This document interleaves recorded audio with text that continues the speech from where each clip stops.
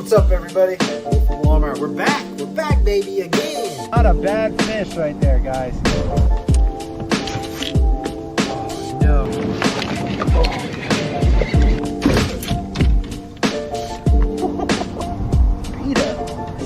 Out here catching Folsom bass right now, dude. Woo, he's a little chunker.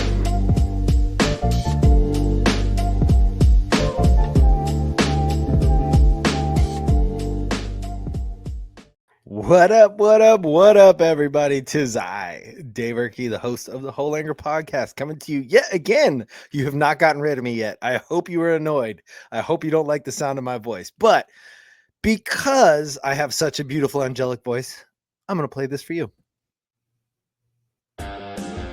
What up, dudes and dudettes? I'm sure you're tired of hearing my voice by now, but you're going to hear it for a little bit longer because this is a shout out to the sponsor of this show, Kayak City. Kayak City has been taking care of me ever since I started getting into a boat and paddling around in the water trying to catch some fish. And when I tell you it is Kayak City, it is literally like a city of kayaks. They have Bonafide, Eddy Line, Feel Free, Hobie, Jackson, Native, New Canoe, Old Town, Wilderness Systems, and so many used kayaks. I stopped trying to count them a long time ago. If you guys are looking for accessories, they have walls and walls and walls of accessories. They have one wall dedicated specifically to Yak Attack, and it is a massive wall. Kayak City is your #1 Yak Attack dealer here in Northern California. If you want to know where it is, stop by at 7812 Auburn Boulevard, Citrus Heights, CA. Roll through, say what up to James, Troy, Eric, Scott. Tell them Dave says what's up and tell them I sent you there. Thanks for listening. And that is my ad read. Also, this show is now brought to you by Element. If I can get it in there. There we go. I haven't done an ad read for this yet, but I love Element. I've been using it for years, and I think it's absolutely delicious. It is a salty electrolytes beverage enhancer. So you put the powder in the drink, you mix it up, and you take a drink, and it is simple. It is sodium, magnesium, potassium. That is it. There's always some subtle flavor that they'll throw in, like watermelon, or the brand new one that just came out. It's lemonade. I actually really like the lemonade, and I'm a raw fan, so the lemonade's really tasty for me. But speaking of Element, I should probably tell you guys ahead of time, which I did not tell our guest when I gave him his first sample, that you need to put it in at least 32 ounces of water to start with. I like it in 16 ounces, but I've been drinking it for years, and I've worked that tolerance up. This poor guy, I gave it to him, handed it over, didn't think twice to say, hey, maybe put this in a lot of water. And he was like, the moment he drank it, because it tastes like the ocean. So without further ado, I bring to you Darren Wendell. I'm not salty at all. I'm so sorry, dude. I felt so bad. I was like, oh no. It is all good. It was all good. And it was good. I liked it. And I could see being out in the water, sweating. It was a hot day when we were fishing together. We'll get in that in a little bit. But yeah, not too bad. Not too bad. Yeah, man. So, dude, thanks for coming on the show and thanks for doing this, dude. I know I said you that in the green room, but I do genuinely appreciate it. Like, it's really awesome of you to come on because this is your livelihood now. And so I actually asked you to come on and do your livelihood. I really want to talk about that tonight. But the first thing I want to talk about is where and when were you born, dude? Oh, wow. We're going way back. You're doing a full angler. All right. All right. I did listen to a part of your other one, but I am born and raised in Canton, Ohio, better known as the Caribbean of the Midwest. The Caribbean of the Midwest. Yeah. Why are you laughing? You guys got a beach there? Cleveland. A mistake on the lake up north. There's a beach, I'm sure. Nice. Full of hypodermic needles up there somewhere. Nice. You guys make fun of me for being from California. That sounds the same, bud. Oh, mistake on the lake, man. We own it. Own it. That's awesome, dude. Oh, so Canton, Ohio. So you grew up there your whole life, or did you guys move around? No, family, siblings? Because I was born in the same hospital that my kids were born in. And so Canton, Ohio, 1981, makes me 43, gonna be 44. And I've been a kind of a mutt of the Midwest ever since, but grew up, went to Canton South, my high school, and then went to, just bounced all over from state to state. Went to college in Kentucky, did an internship in Indianapolis, did a youth ministry up in Wisconsin, then moved to Michigan for 5 years, and then back to Ohio. And that's where I'm at now. So I'm a mutt, a Midwest mutt. You're the Midwest best right there, dude. That's awesome. Midwest, Mid-Best. I've heard that said. Hurts my heart a little bit. Caribbean of the Midwest, people. I'm getting There you t-shirts go. made. Just get them. Just get them printed. I mean, just a palm tree and a hypodermic needle. there we go. So okay, so you went to school. Did you grow up fishing and all that kind of stuff, or like were you into sports? How'd that work out? Yeah, I was into sports. I grew up fishing to the degree of which my dad and brother and I went out a lot. But our fishing really consisted only of like two baits. So we drive down the street and there's this bar. And this bar, inside of it, you can also buy minnows. it was like one of those drive-throughs, but it was also a bar, but it was also a bait shop. And so we drive through, get minnows, drive about 5 minutes down the road, and my grandfather, as a neighbor, has like this pond. And it was this like unfished pond, right? So we throw minnows out in the bobber and just have a heyday. So we either would throw minnows or a tube. That was the only two things Just like growing up. Yeah. But when you have, probably a 5-acre pond unfished, none of the fish are big. There's like a million small ones, and you're nearly guaranteed to catch them all the time. So kind of fell in love with that. I've been back since, and I've fished that pond, and it's just as fun as it was when I was 5, 6, 7-year-old jumping into my dad's blue truck on a hot day, burnt my thighs, driving down the road to the bar / minnow shop and making a day of it, man. So that was fun, dude. That's awesome. That's the life experience you look back on. You're like growing up, you're like, yeah, dude, that was the best times. Of this, my dad had this truck, and it was like the 1-seater all the way across, right? Hell yeah. Like it was that like bright blue, but it was like a dark blue, so that when the heat hit it, it got super hot. And it was like when sitting on linoleum and it just burned. I always got the middle seat because my brother is 3 years older than I am. I just had just memories of getting in that motor, driving down the road and thinking, does life get any better than this right here? I don't know. But I've gone in and out of fishing ever since, right? And so I did that all kind of growing up. Then I went to college and I played soccer. Also in high school. Kent South, we sucked. Actually good, went to nationals at Kentucky Christian University, but then I got into like catfishing, and then I'm kind of back to bass fishing, and all the way up till about 4 years ago where I went all in on kind of YouTube. But I'm getting ahead of myself. It's all good, man. So you played soccer, and you said you went to Kentucky Christian. Like, so was that? Did you get what was your major first off? Yeah, so I had double major, youth and family ministries and ministerial Bible. And so I wanted to be a youth pastor. Grew up in the church here in Ohio. My youth ministry days, just absolutely loved it. He's like, you know what? My life is changed to such a degree that I want to give my life to this. So I was like, all right. I was dating a girl at the time, and she was like, I'm going to Kentucky Christian University. I was like, well, I wasn't planning on going anywhere. So I guess I'm going to Kentucky Christian University. We broke up, but we both still went to Kentucky Christian University, Christian College at the time.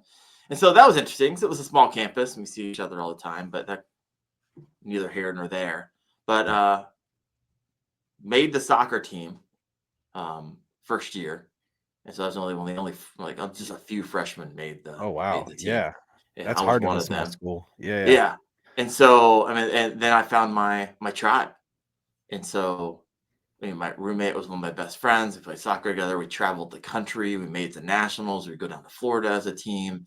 And that team was, I would have paid tuition alone, not learning anything, just to be a part of that family for 4 years. You know what I mean? Yeah. It's so funny. Like, I was a terrible student in high school, and I always brag about this now. My grade point average in high school was 2.4. I just didn't care. I was just joking with my family not too long ago, where I was bragging about my ACT score because my brother is super smart. Like stupid, like 31 on the SATs, like high, a couple points low on the ACT of perfect scores. And here I am busting out a 17 ACT. I was like, come on, how do you like me now? So I was just a terrible student. And then when I went to college, I was like, I became a much better student because I actually cared about the subject. So I had a 3.4 and I barely even tried. I remember at the end of a semester, I would literally try to return my books to get full price because they still had plastic on them at the bookstore. I didn't read any books when pass these classes. I'm kind of like a D for diploma type of guy anyways.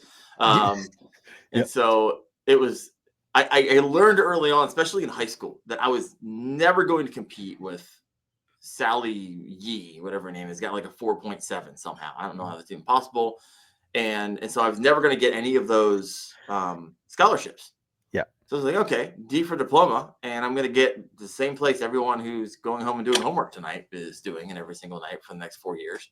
Or I can just squeak by, go to the same college, and no one's going to care about my high school grades. And so these things were going through my head as a high schooler.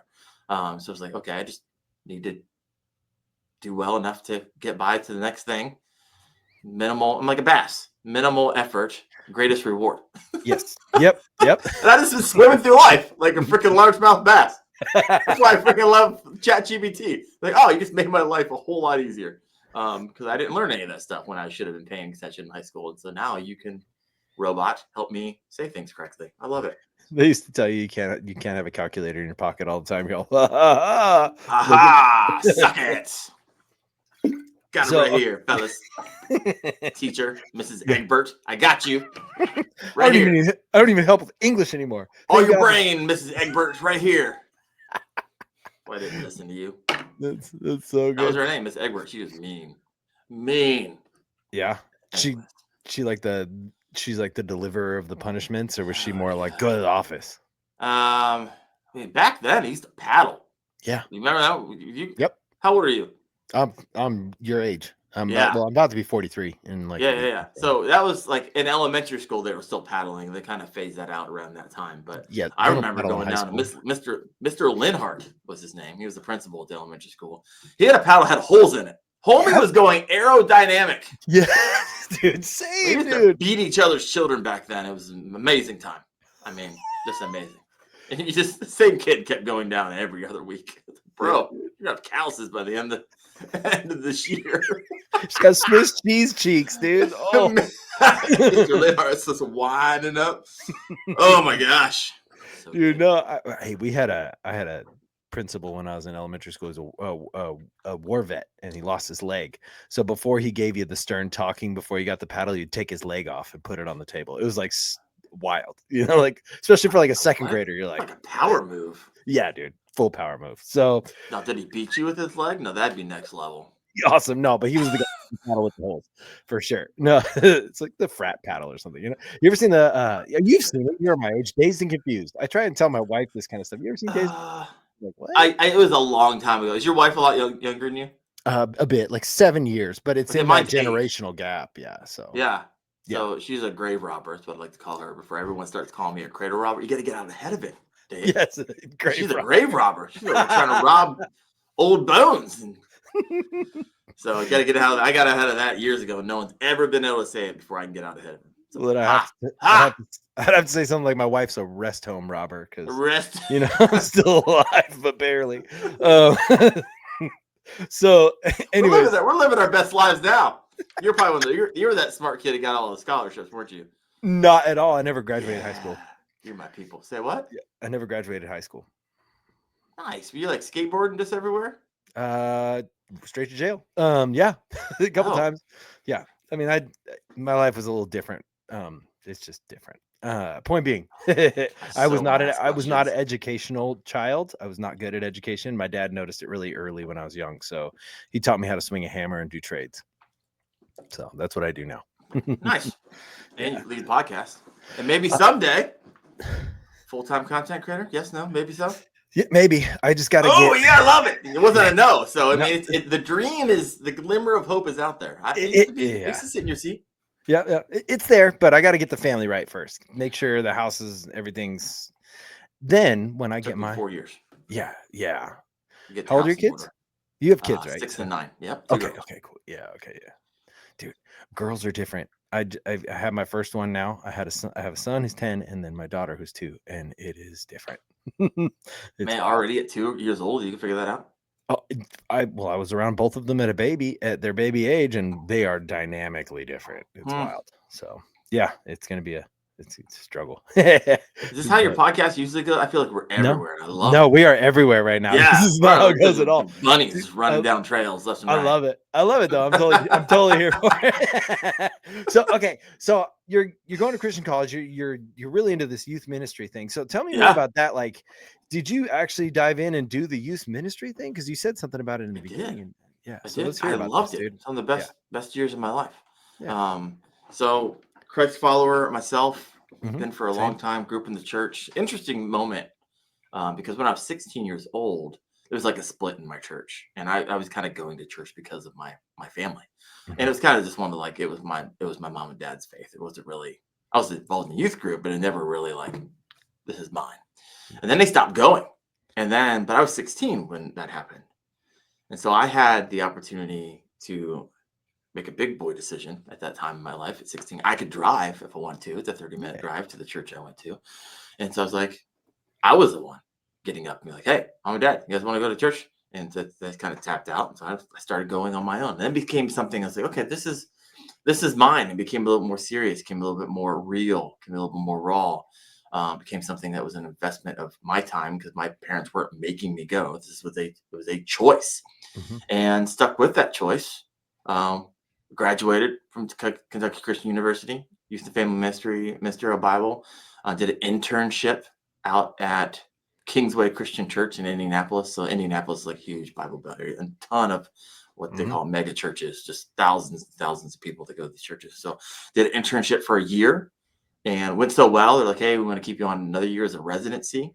And this church was like big enough to have like a junior high minister full time, and a high school minister full time, and like an executive assistant for both of them full time. We're talking like big church. Wow. So love that. Yeah.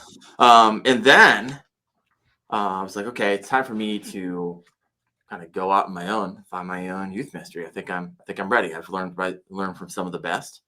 And so found one up in Wisconsin, but I told them, hey, if you want me, you're gonna have to wait 3 months, because back when I was in college, there was this guy, we're doing preaching classes, right? And he was sharing the story as an illustration of his sermon that he was practicing in our class, as one of the professors just kind of critiquing us on it. And one of his stories was that he actually flew out to Astoria, Oregon, to do the Trans-American Trail. You familiar? Yep. Yeah, it's a bike trail. Mhm. It's on roads, interconnected, and it goes all the way across the country, like 4,400 miles. And if you can buy these maps from Adventure Cycling, you can follow these maps, and there's places you can stay. You can sleep here for free. You can camp here. It's where you get water. It's where you get food. It's freaking awesome. Mhm. But he's explaining his illustration. I forget what he's even talking about. The story grabbed me, because he told me that it was like a weekend. He was camping. He got freaked out. He said he heard some like Indian sounds or something outside, people walking inside his tent. I don't remember. I always remember he quit, got up, went home. I was like, wait a second. That's possible? You can ride your bike across the United States? And I grew up kind of doing like BMX biking in my buddy's backyard. We used to make ramps, and we used to hurt ourselves all the time and Yeah. backpedal into our shins. And I used to wear shin guards. And Bear trap pedals. Yeah. oh my gosh, it was stupid. Like, my parents had no clue where I was back in high school, right? They would go to work during the summer, and my buddy and I would just go ride our bikes for 8 hours straight. Yes. And then his grandpa, who he lived with, and we would call him up for like, we're like 5 miles away from home. We're tired. We're like, hey, Grandpa, we have a flat tire. Can you come pick us up? And either he'd be like, yes, I can. And then, or no, I can't. If no, I can't, then we just ride home. If yes, I can, then we would empty the air out of one of her tires to make it seem like we have a flat. Yep. We're terrible. We're those Yep. kids. Yeah, it's all good. It's all good. Oh my gosh. And so how do I even get here? Where are we Yeah, talking? talking about Trans-American Trail. Oh, Trans-American Trail. And so I was like, you know what? Before I told this youth ministry, I want to go do this Trans-American Trail. And so I go out, and with my my college roommate, we were like best friends for 4 years. We go out there. He was recently married. Probably a terrible idea for him to go out and spend 3 months riding our bikes across the United States, but he got the blessing somehow. And we rode our bikes. Well, we rode our bikes for the first week together. And then we got in an argument. He left, and I continued solo riding my Cannondale T2000 touring bike with a Bob trailer on the back, and just camping out along the way. he had the only phone, and so this is back then. This is 2008. Yeah. He might have a flip phone. He had the only phone, so I like called my mom up, like, "Hey, I have a phone. I'm okay. I'll check in a couple days from now and let you know I'm just continue to be okay. But I'm having the time of my life out here. See you later. Bye." So I just rode through Yellowstone, rode my bike through Teton National Forest. I mean, it was stupid. That's Stupid. beautiful, dude. Yeah. Yeah. And so that opened up a chapter in my life. Is like, oh man, I really liked that a whole lot. I mean, freedom. And for me, it was like, it was a ministry opportunity. I was like, okay, Lord, if you give me the opportunity to feed a hungry person along the way, I will. Give me the opportunity to pray for someone, I will. Help someone, I will.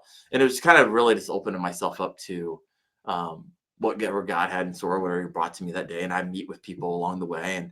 And as I was riding through states, of course, you would see license plates on the side of the road. And so I'd pick them up and put them on the back of my trailer. And so people would be like, no way, you rode your bike all the way from Oregon, and I'm in like Kansas, right? Oh, Mhm. okay, get the picture, and we get in conversations, and they, hey, come eat with us, and blah blah blah blah blah. And so that was a blast. Loved Yeah, it. dude. Finished up in Myrtle Beach. My dad was there with a bottle of wine and dipped my tire into the ocean, and then I went up and started youth ministry for a couple years up in Beloit, Wisconsin, better known as the armpit of Wisconsin. But loved it. That was 2 really great years. Yeah. Started off youth ministry, grew that.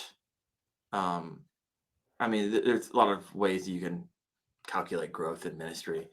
A terrible way to do it is by numbers. And there's a lot of other better ways to do it. But I mean, there's a lot of kids that typically wouldn't be going to church there. We had 100 in a junior high ministry, and I think like 75 in high school ministry. And I was just having a blast. Had a team of like 40 volunteers, and it was just I worked like 100 hours a week because it didn't feel like work, right? Yeah. Yeah. And so I did that, and then I was like, you know what? I want to open up another chapter of my life, similar to the aching to do that bicycle thing type of life. And I was like, okay, I'm not married, and so I sold everything that I owned, except for a backpack and a few boxes of memories. Sold my motorcycle that I'd bought, sold everything, and decided, is it possible? I had this crazy dream a long time ago. Is it possible to walk around the world? And so there was this guy, I forget his name, but he called his walk around the world the Goliath expedition. He had walked for like maybe 4 or 5 years. And he kept on getting like stuck in Russia with like the permafrost and not being able to walk. And I was just following this, and I was just dying to do something like it. So I was like, oh, I'll do the Earth expedition. Similar, but different route. And kind of like it'd be like a ministry for me. So I sold everything I owned and quit my job as a youth pastor. Like, it's time for me to go out into the world and do all the things that I've been teaching you every week and go live that life in the world. Mhm. And so started and walked across the United States, 374 days to walk across the country. And it was, I'm not going to get into the details of all that, but I didn't walk the entire time. We had a guy come out with me. We like leapfrog for a part of it. Nonetheless, took 374 days of just living what was on a backpack. And then he was done. And so then I started walking up into Nova Scotia, and I was going to go over to Europe and walk some more. And then, so I walk into Canada, and I'm at the border crossing. I get this beard, it's crazy. I just got done walking the Appalachian Trail because I did like a banana all the way across the country. So I started in San Diego, walked across the country to Dahlonega, Georgia. No, sorry, it's been a while. This is 2008. Yeah. I started in Dahlonega, Georgia, hiked the Appalachian Trail up to Maine. That was 6 months. And then I flew out to San Diego because this is all weather permitting, right? Because you Yeah. can't. And You then I can't walked back walk to in the middle Dahlonega, of Georgia. winter. Yeah, so I took the Yeah. longest route across the country you can possibly think of, like a giant banana from San Diego and a big old loop up to. And so I'm up there, and then I start. I'm by myself at this point because you get off the Appalachian Trail. 6 months of you're always with somebody. You're always talking to somebody, and it's almost. And people are like, "Oh, let me take your picture with you. You walk from where for how long? For 5 months in the woods with nothing on your back, and your beards. And my beard's down to here. I've literally got birds landing on. I'm like one with nature. It was stupid. Loved it. I made some really great friends on the AT. And then the day I got off the Appalachian Trail, I was like, oh, now I look like the homeless guy on the side of the road that no one wants to talk to. And you can see in my journals, I was like this high, and I was sleeping in cemeteries, baseball dugouts, church steps. No one wanted to talk with me. And it was a very lonely experience for those next few weeks. And I ended up calling it. Like, this isn't healthy. We were meant to be like in relationship with people. And here I am, just like solitude, like lonely, homeless solitude. Like 2009, not like I can hop on my phone and like, hey, everybody, look, I'm out here, blah, blah, blah, do the content creator thing and like have a community. No, none of that crap. It was like Zynga. If you want to go on Zynga and write a post, you could. or MySpace. Yeah. It was just dying at that time. Yeah. Oh my gosh. So I got out of that. And speaking of MySpace, you want me to keep going? Yeah, dude, I'm loving this. Like, yeah, that's fascinating. Yeah. Speaking of MySpace. Yeah. So along the way, I was walking for a nonprofit called Bloodwater Mission. And Bloodwater Mission is a nonprofit out of Tennessee. They're still around to this day. It was started by Jars of Clay, the music band. And what they did is went to Africa. And they they addressed HIV, AIDS, and water. And I remember wanting to do the walk for a cause. And to be honest with you, I called a lot of World Vision up, and I wrote them. I wrote this nonprofit. And they're like, oh, yeah, you can walk for us, blah, blah, blah. And basically told me exactly what was on their website. He's like, can I talk to a human that's at least somewhat excited about what I'm doing, giving up my life for the next year? And so the first individuals call me back or pick the phone with Bloodwater Mission. I was like, oh, great. I know nothing about the water crisis, know nothing about AIDS, Africa, and the nuances of how to address that on a macro scale. But hey, you picked up your phone. Let's go. They're like, great, fantastic. So I hiked the Appalachian Trail, and I had this like sign on the back of my my Kelty backpack, and it was written in such a way where like, oh, what's the Earth Expedition? It gave me opportunity to share about the water crisis, and I didn't know an answer. I would go, and I don't know that answer. I'll go figure it out, and I'll get back to you because I'll probably see you in 3 or 4 days. So I called Bloodwater Mission. Hey, what's going on? Get the answer, and over time became more and more passionate about it because I was learning more and more about it by everyone's questions that I didn't know how to answer. Remember ACT 17? Yeah, didn't have a lot of knowledge up in this brain. So there was a volunteer at a Bloodwater Mission that, as I was walking across the country, would work tirelessly to get me, in front of radio stations and in newspapers and in magazines. I think it was in 100 different publications. Wow. Interviews along the way. And this girl, her name was Amy Hadaway, was the one who helped me do that, which I never met her. She was just a Bloodwater Mission volunteer. It's like, hey, I can help with that because I believe in it and I think it's really cool. Fantastic. So we worked for like a year together, and I never met her. Yeah. And then I finish this walk, and it was like, what now? I'm like a feather in the wind. What am I gonna do? I sold everything I owned. I don't have a car. I don't have a motorcycle. I sold everything. I had a few boxes of memories in a backpack, and people keep on writing, hey, Darren, if you can walk across the country, then I can ... I can go run that marathon, or I can do that triathlon I always wanted to do. I mean, if you can do what you did, then it makes this seem possible. And how can I get involved? And people were like, oh, well, you can go to Bloodwater Mission, but they're not really set up to do athletic fundraising. And so Amy and I were like, hey, how about we start a nonprofit, which we had no business doing, where we help people like do crowdsourcing through athletic adventures. Still haven't met Amy. So I literally drive to Barnes & Noble, buy the Nonprofit Kit for Dummies book, read it, and start a nonprofit called Active Water back in 2008. You also want to know what happened in 2008? Yeah, terrible time to start a nonprofit when the housing collapse is taking place around the country. Not a lot of people feel real generous when they can't pay their when mortgage. We're in a recession. Yeah, geez, terrible. But the Lord was with it. We partnered with a organization called Christ in Youth out of Joplin, Missouri. And that put us in front of around 20,000 students that summer. We travel around and basically say you can use whatever gifts and talents and treasures that you have to help raise money for the water crisis. And we went over there and we had this documentary called Zambia Song. We were working in Zambia and raised over the next 4 years $1.4 million as a budding nonprofit. In a recession. In a recession. So hand of God was was on that ministry at that time. From there, we rode that wave to the point where it's like, okay, now I can start. We couldn't keep the momentum going, right? Everybody else was creating at that time crowdsourcing sites, and now like back then there was only a few of them. Like water.org was doing them, World Vision had one. We kind of were coming on the scene. We were at the beginning of crowdsourcing. Nowadays you're like, oh, my elbow hurts, I can go create a crowdsourcing webpage, right? GoFundMe, and everyone and their mom. And sometimes they're legit and sometimes they're really dumb. I'll say that out loud.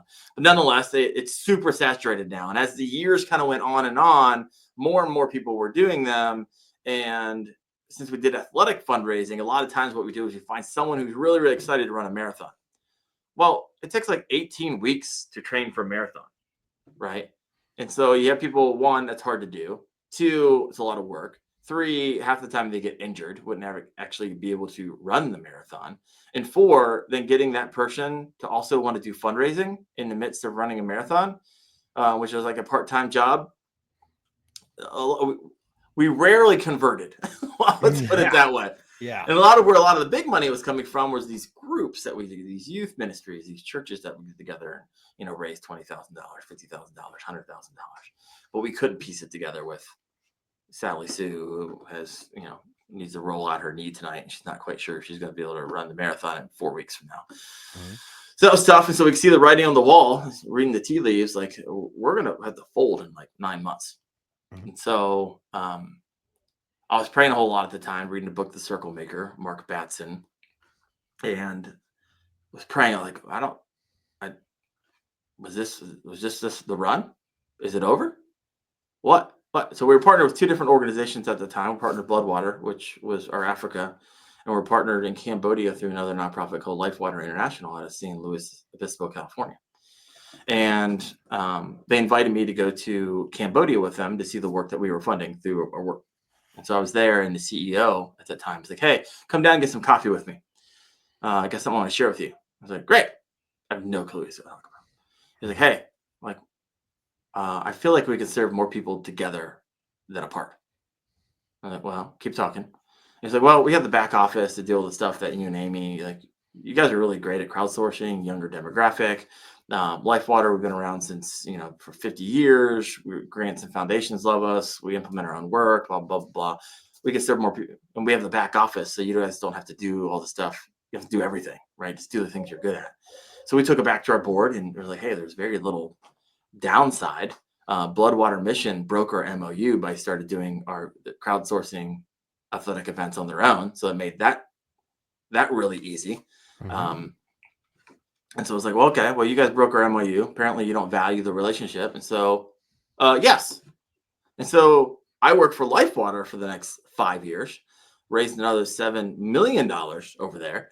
And so from there, I got kind of tapped out after 7 years. They had a new CEO come in, and I wasn't a big fan. I felt like he wanted to tear everything down and rebuild it just so you can understand it. It's like, I'm tapped out. So my wife and I sell I was like, hey, babe, I think I just need I burn out in that time period with LifeWater. I'd climbed Kilimanjaro 3 times, taking 3 teams up for fundraising. I had I ran across the country right when we first merged. So it was 100 marathons in 100 days. From Santa Monica Pier, I ran 29 miles a day, every day across the country until I hit Times Square on April 10th. Yeah, 100 days, 100 marathons. Trained for 2 years for that. I'm skipping all kinds of stuff. I haven't talked about this in a very, very long time. Yeah. So this is wild. In the midst of all of that, 2011, 2012, I'm living in Michigan with Active Water, with their nonprofit. And I was like, hey, Lord, what is it that you want me to do now? I've done all these crazy things. It's like, well, is it possible to swim across Lake Michigan? I'm right there. And did some research, found out it's a very short list, surprise, surprise, of individuals who swim all the way across Lake Michigan. So I trained for a full year, met up with a local coach at the high school. He's like, yeah, I'll train you how to, efficiently swim. And on August 11th, because the water temperature only gets around 80 degrees for 2 weeks out of the entire year. Mm-hmm. And even then, Lake Michigan's wild, right? It can churn Yeah. up, and that water can get really cold really fast. Yeah. And so I had a buddy who owned a yacht, and I had a team that was out there with kayaks, and so they would rotate, so they have someone by me. But the rule was I couldn't touch a boat by the time they got into the water. So I started from New Buffalo, Michigan, and the goal was to swim. I think it was 42 miles as the crow flies. But as the Darren swims, not 42 miles because it's impossible to stay in a straight line. Yeah. when you swim. And so I start at like noon, and the goal was to swim through the day, through the night, and into the day, and finish up at Navy Pier. I was like, great. So I start swimming. I have a wetsuit on, and I think I remember at that time I could do 8 strokes to every breath, and I would just glide 1, 2, 3, and I would just do that. Did it, started at noon, swam. How I ate was, since I couldn't touch a boat, I couldn't like hold on to anything. My crew would throw out a rope that had like 5 different bite valve Nalgene's. So one had water, one had orange juice, one had coffee, one, naked juice, whatever it is. And I just doggy paddle up, take a bite, keep going. Or they throw me a sandwich and I'd have to paddle with one hand, take a few bites, eat it really fast, and then keep going. But I couldn't touch a boat. It was the integrity that I placed upon it, because I don't feel like, oh yeah, you rested every 5 minutes. People doing people stuff. Yeah. And so I'm swimming. I swim through the night, pitch dark, and I can't see a thing. And so the yacht gets in front of me, and then now all I can do is breathe the diesel fumes. So they get back off of me, and they're pulling this dinghy behind it really far. And it was hard. Eventually, we had some glow sticks that we weighted down. And as long as the kayak could stay straight, I could see the glow sticks as I kept my head underwater. And so I just followed that the rest of the night. Just follow the glow sticks hanging off the kayak. So sun's coming up. Now I can see the buildings. Yeah. Right. Chicago skyline. It's like, oh, sweet. Like, how far do I got? I'm like 14 miles. It's like, all right, well, I've gone, 3/4 of the way, but I'm not doing well. And my team is actually getting me to try to quit. I'm taking some pain medications because I'm wearing a wetsuit, but where the seams are, and I had one of the most expensive wetsuits that money could buy. It doesn't matter. Just that friction and water over a period of, at that time, chafing. 20 hours in the water, whatever it was. Yeah. 16 hours, whatever it was. I don't remember at the time. Was just terrible. And then, of course, I need to pee in my wetsuit, and then you're just essentially urinating into open wounds all throughout your wetsuit. It was amazing. They're trying to get me to quit, and I told them before I got in, do not touch me. I've been doing long distance endurance challenges for a very long time. I know my body's limit. I used to do 100 century rides, double century rides on my bicycle. And so this is a time back I was like pushing my body to the limit. It's like, do not touch me. I know you think you may think you know what's best for me. I will end it if it's time to end it, but don't touch me. So they're trying to talk me into it, and I was like, no, and I just put my head back in the water and I just keep swimming. Yeah. So we are close. Now I missed the time I'm supposed to finish at Navy Pier. The problem is I'm supposed to get in at like 5 or 6. Supposed to swim behind the break wall. I had a bunch of people there waiting for me. Done. Awesome. I got a ton of interviews set up for the next day. We're golden. Except that I'm going a lot slower than I anticipated. And now I'm like swimming into the night again. I was like, oh crap. Well, the problem is it's freaking Lollapalooza that night. So now I can't swim in the break wall because there's hundreds of boats mooring out there. No. Yeah. So it's like, crap. So the Coast Guard's like, my yacht's in conversation with the Coast Guard. Like, hey, you got to go around to the side and go to the beach. No problem. I'm almost there. So I can freaking see the beach. Like I'm like right there. We're talking a half a mile from the beach. This is home free, right? I could doggy paddle in. So I was like, put my head down. I was like, sweet, here we go. I feel terrible, but I know my family's over there. I got friends who drove hours to be there. They're like on the beach. I can see like silhouettes of people. I was like, this is freaking sweet. I can't believe I did this thing. Head down, start swimming. You kind of know where this is going already because I'm building it up. And I put my head back up, and I look to the yacht, and they're like, you've been swimming for 2 hours. but you haven't moved. Whoa. The current was coming out at the Yes. same rate as I was swimming in. And I was like, oh, I'll just swim harder. I tried to swim as hard as I can to get past whatever current was. I was getting sick in the water. And then something clicked. Darren, you need to stop right now. I was like, oh crap. I don't know what that is. But I'm just gonna it was so vivid. It's like I almost heard it, Dave. Yeah. And I'm almost there. But I was like, I need to stop. So I tapped. And the Coast Guard picked me up in their ambulance taxi thing as I'm driving in. Fireworks are going off from Lollapalooza, and I go to Northwestern Hospital, and they warm me back up. I think the reason my body's like, hey, you need to stop right now, because I was hypoglycemic. My blood sugar was down past 40, and I don't think it even measures at 40 or below. And so I was like, I could have had like a heart attack when you're down that low and you kept going. I was hypothermic at that time. And so that definitely made the right choice. And 7 hours later, I was out doing interviews. Even though I didn't make it, I still swam. I think they estimated 50.6 miles because I was doing this the whole freaking way. Yeah. And I think it was 36 hours straight of nonstop swimming. Oh my gosh. Yeah, I'm retired now. I'm never doing that again. That was stupid. It was a terrible fundraiser. Terrible fundraiser. I raised hundreds of thousands of dollars running across the country. You want to guess how much money I raised doing this? We called it the Swim to Chicago. Double? $14,000. What? You want to know why? Why I think why? Why? Is when you're running, people are like, oh, I could understand that because I used to run. Got it. Yeah. I know what it means if I ran down the street. I'd be out of breath, right? People can relate. It's relatable. Mm-hmm. Swimming? I mean, when's the last time you got in the pool and did laps, Dave? I don't swim. Yeah, exactly. And then most of the country doesn't. And they might have like this memory of, oh, I got in the hot tub like at a hotel 3 years ago. Yeah. And I doggy paddled and I played with my kids at the Holiday Inn. But like doing laps, no one could relate. So in fundraising, and I learned this as a professional fundraiser, like if someone's going to, for instance, Dave, let's say I'm going to run a 5K. And I'm like, hey, Dave, you want to fundraise? Would you please give to my 5K as I run for diabetes? You have a number how much you would give in mind, right? Yeah. And so what is that number just for funsies?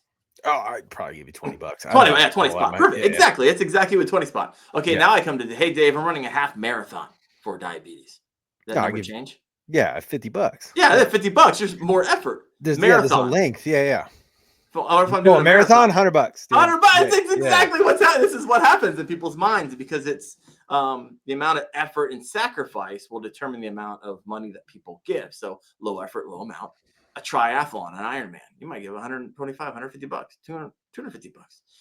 And but when it comes to swimming, no one can equate sacrifice to swimming because there's no baseline for it for most people across the country. And that's why I think it was a terrible fundraiser. Dude, that's perfect perspective. I mean, it's fully unrelatable for me. So I'd be like, you're swimming? Good luck. Have fun. I'll be there at the end if you need it. But... I'm literally swimming. Everyone's sleeping. Yeah. Forgetting about me.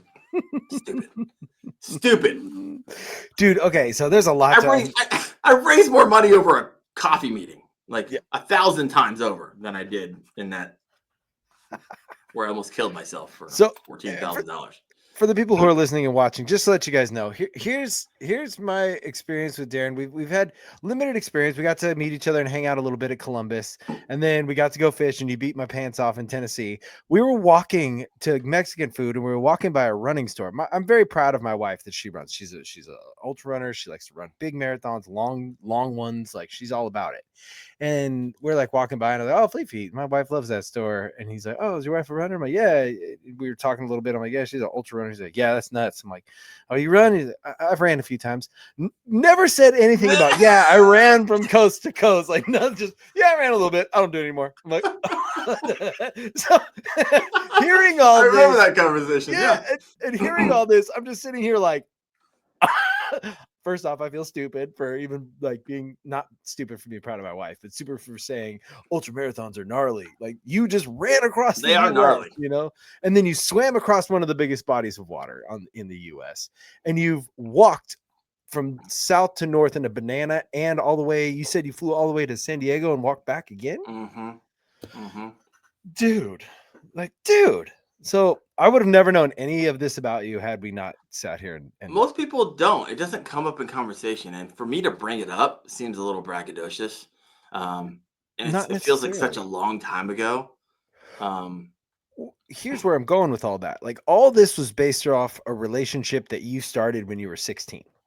Or you started before you were 16 and you started to dive into, right? You started to dive into this relationship with God. You know, you started to dive in this relationship with Jesus because at 16 you got the big boy choice to either pursue that relationship or follow your family, right? That's right. So yeah, and then it led you to, girlfriend, and well, the girlfriend kind of took you to college, but you ended up going to college. You got your degree in youth ministries, and you just kept feeling this pull to go out and live the life that you've been teaching these kids for years. And so you went and lived this life, but like to a whole nother level of extreme. Like you, like I just said, swam, ran, walked, did everything. Now, in this whole time, has your relationship with Christ grown? Has it manifested or manifested or like turned into something different, or was it just specifically like, I'm just doing this to see how far I can go? No, during the times when I was doing the long distance endurance challenges, which was a good decade of my life, Yeah. you really had to you really had to dial in your why.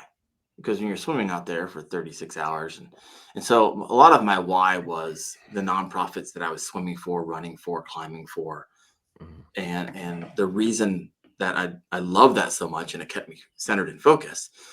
I did that because I believe that as one of the richest people on the planet, just by simply being American, and when I look into God's word, I see that we're supposed to serve others.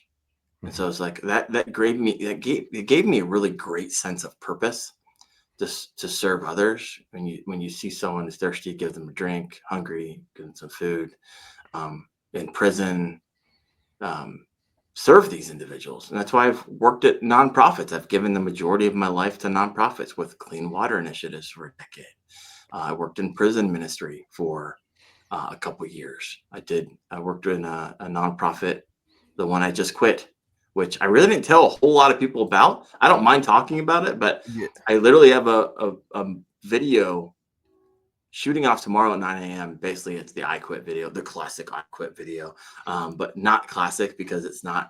We'll get to that in a little bit. It's not the classic. Hey, I made it, and I now can support my family on YouTube. That's not the video. It's more of a real talk video. I Mhm. can't support my family, but I'm taking the risk anyway type of video. We'll get to that in a minute. Nonetheless, but Yeah. yes, to answer your question, it hasn't always been up and to the right. My relationship Mhm. with Christ, it's I think like everybody else. There's times where you lean in Mhm. heavier, and there's times where you don't. I think that has a lot to do with me personally, the security I have in finances. Because if I have all the money, then I have everything that this world has to offer, and I make wise choices. And when I have all those things, I really have no need for. I I feel like I don't have no need for God in my life or for Jesus in my life.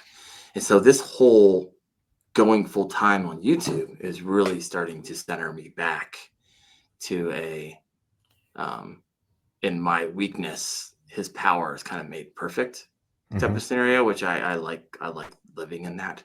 Mhm. So anyways, that's a Dude, I love that. long-winded answer to your question.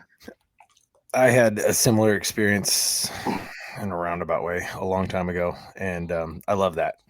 I can resound with that heavily. So you, first off, when you were working for these nonprofits, you said wife. So at some point or another, you met your significant other. I When did. when did that happen? Was it through the nonprofits, or was it like randomly at the grocery store? No, like I knew Danielle, who has her own YouTube channel, also something that not a lot of people know about.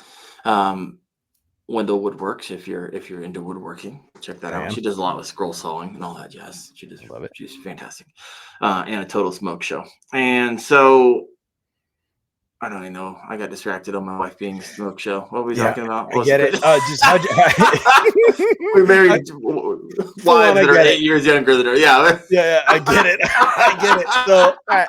How'd you meet her, man? How'd you meet her? Oh, yeah, how I met her. That's right. So I actually knew her family when I not in the biblical sense. Yes. Church. Yeah, right. And then when I started active water, she was like, "Hey, my friend and I want to ride our bike across the state of Indiana." So fantastic. We got her set up. So, hey, you're going to be at the National Missionary Convention, which is a convention, one of the largest ones around, bounce around. And she's like, yeah, I'll be there. And so I was supposed to meet up with her, never did. And then I'm speaking at one of those like breakout sessions. I'm out kind of in the parking lot walking around, and she drives by and she's like, Darren Wendell? I was like, Danielle? And then it just kind of went from there. And I got really interested in her bike across the state of Indiana. I was like, oh, you got the right bike? You sure you got the right bike? I was going above and beyond on service when it comes to Danielle. Got it. And then, just kind of within a year, we were engaged and I believe married. So that kind of went fast. I've been coming up on 12 years here in a couple weeks. Congratulations, dude. That's awesome. Man. Yeah. So okay. So you got the wife. You're done. Check. You're done with the swim. Check. Was that the last nonprofit? Oh, you also scaled mountain 3 times. Kilimanjaro. That was a blast. Oh, did they have Sherpas like they do on like Everest and stuff, or was it like stupid? When we go down this rabbit hole, it's a fun. Real quick, yes, I do actually. Yeah. Really. So Kilimanjaro is interesting. So what you do is essentially you go hire one of the companies over there in Tanzania, and they like make it this like gourmet thing. Like we had a group of 16, but we had like 90 Sherpas that would carry everything: the gas tanks, the bathroom, the food, the chickens, the eggs, everything that you want. So literally you would stop for lunch and there'd be a tent set up and they're just carrying all this stuff on their back, wearing like sandals going up Kilimanjaro. It was stupid. Like we would literally just leave just about everything that we brought with us. Most people are like, I'm never climbing another mountain in my life. So here's my shoes and here's my backpack and here's my trekking poles and here's all the things. But yeah, I did that 3 times, summited twice with the first 2 groups. And then the third time up, one of our team members was having a real hard time. Her blood oxygen level was like in the 70s, which is no bueno. Should be like 99, right? And so I woke up the guy who led it for us, which is the outfitter. He's like, hey, knocked on my tent. It's like 2 a.m. It's like, we have to go. We have to go now. I was like, all right, let's go. So within 10 minutes, they literally are walking this girl down, 2 Sherpas on each arm, basically holding her up. She's just kind of like not doing well because we got to get down, get more oxygen down. So we walked for, I think, 9 hours straight through the night until the ambulance can drive up far enough to pick us up. And I remember getting x-ray. She got x-rays and she had it looked like her lungs had pneumonia in it. It was so splotchy. It was bizarre. So I didn't summit that time, which was like, okay, fine. I've summited twice. I know what it looks like. I know what the feeling is. And so it's better to serve. And so one of my other team members who was with me went up. Yeah, that's a fun, wild ride. If you ever want to climb Kilimanjaro, do it. Do it once. Or do it twice. Or do it 2.5 times. Yeah. So okay. So all this is. Are you done with all the extremely pushing your body through? Pushing your body through the extreme for nonprofits at this point. 9 years ago, I had Mercy, my oldest, and now my kids are my long distance endurance challenge. Oh yeah. Yeah. Just kidding. I love them. They're the best. No, I've taken all that energy. To be completely honest with you. All that grind and grit, and I can grind grit with the best of them. That's actually how I've become successful in my life. I might not be the smartest guy in the room, but I'm going to outlast and outwork every single one of y'all. And that's how I know I'm going to be successful. And that's how I know I'm going to be successful at YouTube. I'm going to outwork, out-strategy, out-grind, out-create 99.9% creators out there. Period. Yeah. Going to happen. I believe it, dude. I watched your stuff. In fact, we were watching your stuff at the shop the other day. I was like, hey, you going to watch a good walkthrough of what Columbus is like and why you guys should show up with me one time? Dude, it was awesome. No, but I was going to say, so you continued to work for a nonprofit, but did you continue to do extreme stuff, or were you more in the management side? Management side. I started, I was the director of donor relations, and then my last role I was the vice president, and so I oversaw a team of 8 who oversaw 2,000 people, and so there was like donors. But at any given time, with 2,000 people under management, there's always a problem, always a problem, and so that was a job I just resigned from a few weeks ago, and decided to pull the trigger. Anyways, we kind of jumped a little bit. Yeah, I don't do any long distance. I'm kind of retired from that. Luckily, I didn't do any long-term damage to my body that I know of. But all that energy is now full focused on Wendell Fishing LLC. Got it. Yeah. So you are, you're in management and or on your way to become a vice president. You have your first daughter. What's life looking like for you now? Like, I feel like after all that extreme, like all those extreme circumstances, like you'd almost feel tapping your toes, scratching at your skin, like trying to get out again. Like, because you had a lot of energy, man. So what'd you end up doing with all that energy? Oh, yeah, just enjoying life. I did some little things here and there, but nothing wild and crazy. I'm trying to think what we did. I used to travel a lot. So I went to Africa a lot because I still work there in Cambodia a lot. Just kind of doing the young family life thing. Yeah, what's a lack of sleep for a young family? I'll tell you what. But my wife's a saint, to be completely honest with you. Since I was she's working at a stay-at-home mom, she didn't really require me to get up in the middle of the night because she's like, "Hey, you got to get up at 8 o'clock in the morning and work till 5." I got it, and so I know that's unusual for most households, but she's a boss. Dude, It awesome. happened for me. Yep, I got a similar circumstance, except for last night. I have a pretty similar circumstance. Like my wife's like, "Dude, you have a schedule. I don't." I'm like, go, just I got it. I'm like, okay. Yep. So, Yep. yeah, man. So where does that bring you? Like, how's the relationship with the family? How's all that stuff going now? You're at home. You guys get to travel a little bit. You're watching your kids grow. Like, how are you feeling? Like, are you just like, man, life is solid. I think I should go fishing, or Well, let me share the last 4 years with you because this let's kind of hear it. brings us up to speed. Yes. And so 4 years ago, I quit my job at LifeWater. Looking for work. Thought it was going to be somewhat easy because I have a successful track record in fundraising. However, this is like right around the time of COVID, and so these companies trying to find like where's our new normal. And so they're not like everyone's on a hiring freeze, which is fine. I didn't quit my job without like a plan. And then the government was giving away tens of thousands of dollars at that time as well, just because of COVID. And so it's like literally I was out of work for 10 months and I had more money in my bank account at the end of that 10 months not working, which was just wild. Now, I was living with my in-laws down in West Virginia. We sold our house when the market was high. And I think we're like, hey, we're willing to move anywhere. And I thought, hey, we might end up moving some other place other than Canton, Ohio. So I'm living down in West Virginia. We're there for 4 months. Just felt right. When I told my wife, hey, I feel like I should quit. She's like, yep, feels right. And I think we should sell the house. She's like, yeah, that sounds right too. I'm like, what? Says so we did this, moved down to West Virginia. I love my in-laws. And so we were there for 4 months and I'm down just looking for jobs every morning on my computer. My wife's out doing something with the kids.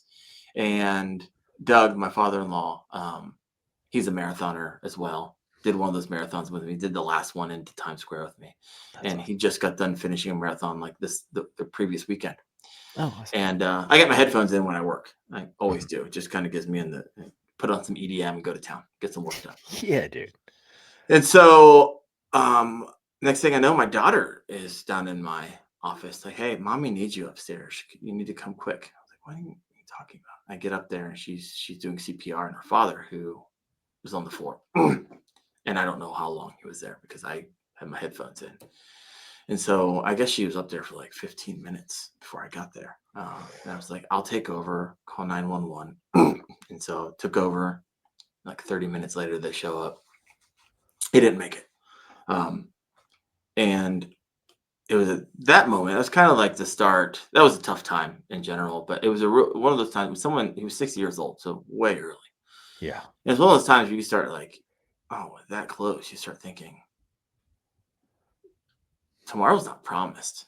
Yeah. Right. And so it's like, okay, And I eventually got around to I was fiddling my thumbs. I needed to do something. So I was like, hey, you know what? This YouTube thing's kind of been around for a while. I love to fish. I want to be able to teach my girls someday. They might want to learn, or maybe they never want to learn, and maybe their grandchildren want to learn. But I'm gone at age 60. So I had to start putting together these videos, right? I have nothing else to do. I look for jobs, and after I look at all the boards in the morning, at the rest of the day, like, what should I do? I got idle hands makes a man poor, and so I need to do something. Yeah. So I think my first video was like a monster bass unboxing. Oh my gosh, it's so good. And the next one was like a kayak crate with rod holders, which got like 60,000. I was like, wait a second. This is a thing. I feel like YouTube like tricks you when you're first started. Doesn't matter what video you make. One of your first 3 are gonna pop to a degree. It gets you addicted, and then they never give you anything but table scraps ever again. It's like a slot machine. Yeah, exactly. Yeah. Exactly. Oh my gosh. And so, I mean, for a year, I'm just kind of dabbling in it, right? I kind of do it. I find work. I'm kind of being pulled in and just kind of doing it for fun. And then my wife and I start getting into conversations about how much money I'm spending on this new habit of mine. So like, wait a second, I'll just monetize. And for those of you who are not into like the YouTube world and understand how it works, in order to monetize on YouTube, you have to get 1,000 watch hours of time and 1,000 subscribers. And you have to do that within a given year. So if you have like 990 watch hours and you're like so close, and the next day rolls over, and for some reason 364 days or 66 days ago you had a big bump in time, you drop like 60 hours. You're like, what's going on? And then you play that game with trying to catch up. Nonetheless, I was able to monetize within a year, and it's like, great, now it can just pay for the habit, right? It's great. Set up my affiliate, and this is going well. And then after like a few months, I was like, you ask yourself the question, you're like, oh, I can do basic math. I mean, I didn't listen to Miss Egbert, but I have a phone. So take this growth rate times, do some research times this equals this. This is a possibility for a guy like me. Like back in the day, you didn't become a professional angler unless you won tournaments at a high level. But I was like, this is within my reach. This is crazy. I could be a full-time fisherman someday. This is 4 years ago. It seems so stupid and ridiculous. I had like 100 subscribers, which took me like 6 months ago. I got like 1,000 people. 1,000 watch hours, which seemed like monumental at the time. But I was like, okay, if this compounds like they say it's supposed to compound, and I'm get better like they say I'm supposed to get better in front of camera, and I can make a go at this thing. So a year in, I decided I'm going to try it. I'm going to try to do this. I'm going to make it go. And so I talked to my wife, like, hey, I think I can do this. And she's like, well, I've seen you climb Kilimanjaro 3 times and almost kill yourself swimming across Lake Michigan, and, hike the Appalachian Trail and run across the country. I believe you can do it too. I was like, good. We're on the same page here. I'm going to treat it like a part-time job, because doing this hobby stuff isn't getting me where I need to go very fast. So for the last 3 years, I've treated YouTube like a full-time job. Literally created an LLC for it. Got a website. Did all the things. I got the podcast, the Kayak Fishing Obsessed podcast. I have doing the shorts game, doing the long form video game. I got the Kayak Fishing Freaks Facebook page with over 30,000 members. I have my personal page, like 5,000. I got Wendell Fishing that just jumped over 10,000. I got my Instagram, I got my TikTok, and I'm just kind of full court press on this thing. And it is doing exactly what I thought it would do. So much so. In the meantime, 4 years ago, I didn't have a job. And then I got a job where I made more money than I ever did in my entire life. And it was a 6-figure job. Like, holy crap. I went from not having a job for 10 months. And they never asked me what I made at the previous job, which was like 65,000. So they were giving me like 107 at that role. Yeah, which is like, I was like, come on. And then one of my, it's all public knowledge. This is all in 990, so I'm not trying to brag. Then by an act of God, one of my friends goes over to an organization called Child Help. And she's like, oh, I'm going to give you a call, because what they need is what you do. So I essentially create mid, major, and plane giving pipelines and keep list of promote donors throughout those pipelines. Really good at it. But I did for a living for 16 years. And she was like, hey, I got it. It was like a week in. She's been there. She's like, hey, I need you to do a call with my boss. I was like, okay. So I share with them what I do, blah, blah, blah, blah, blah. They offer me to come over, but they offer me double what I'm making where I'm at. So I'm getting like 100% raise. I'm like, you freaking kidding me? 210K?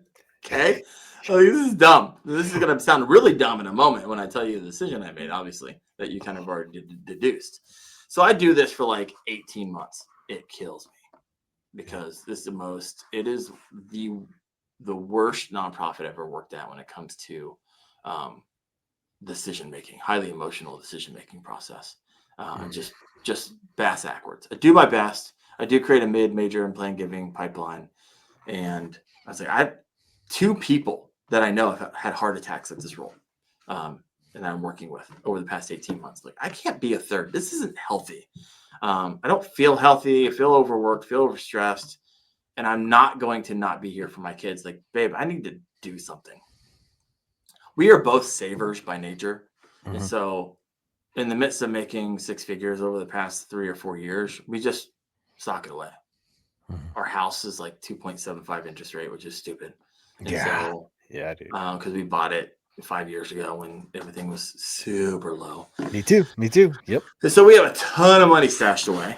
And I was like, hey, you know what? I was going to wait till next year of May of 2026 to do the full-time thing and go all in. But I was like, I'm not quite sure if I make it the year. And right now, as I'm doing the math correctly, babe, I am thinking, Danielle, that I have a 5 to 6 year burn rate. That's if I make no additional money than what I make right now with YouTube. Between the both of us, she does YouTube as well, and she does, she sells. So it's kind of like when I say YouTube, it's Wendell Fishing encapsulates her work as well. Like between the 2 of us, 5 to 6 years. If I work for another year, now granted, getting paid really well, but I'm going to hate my life. And I feel like right now there's a YouTube content creator boom, and I don't want to miss out on a year of that. I feel what I mean by boom is a lot of this money is shifting away from, you used to go to a lot of professionals, and a lot of American companies are starting to smarten up and see that the return on investment with content creators, if you get the right one, they have a much higher conversion rate. Like I have a 14% conversion rate and we're in regular marketing, you get like 2 to 3%. And they're doing freaking cartwheels down the hallway.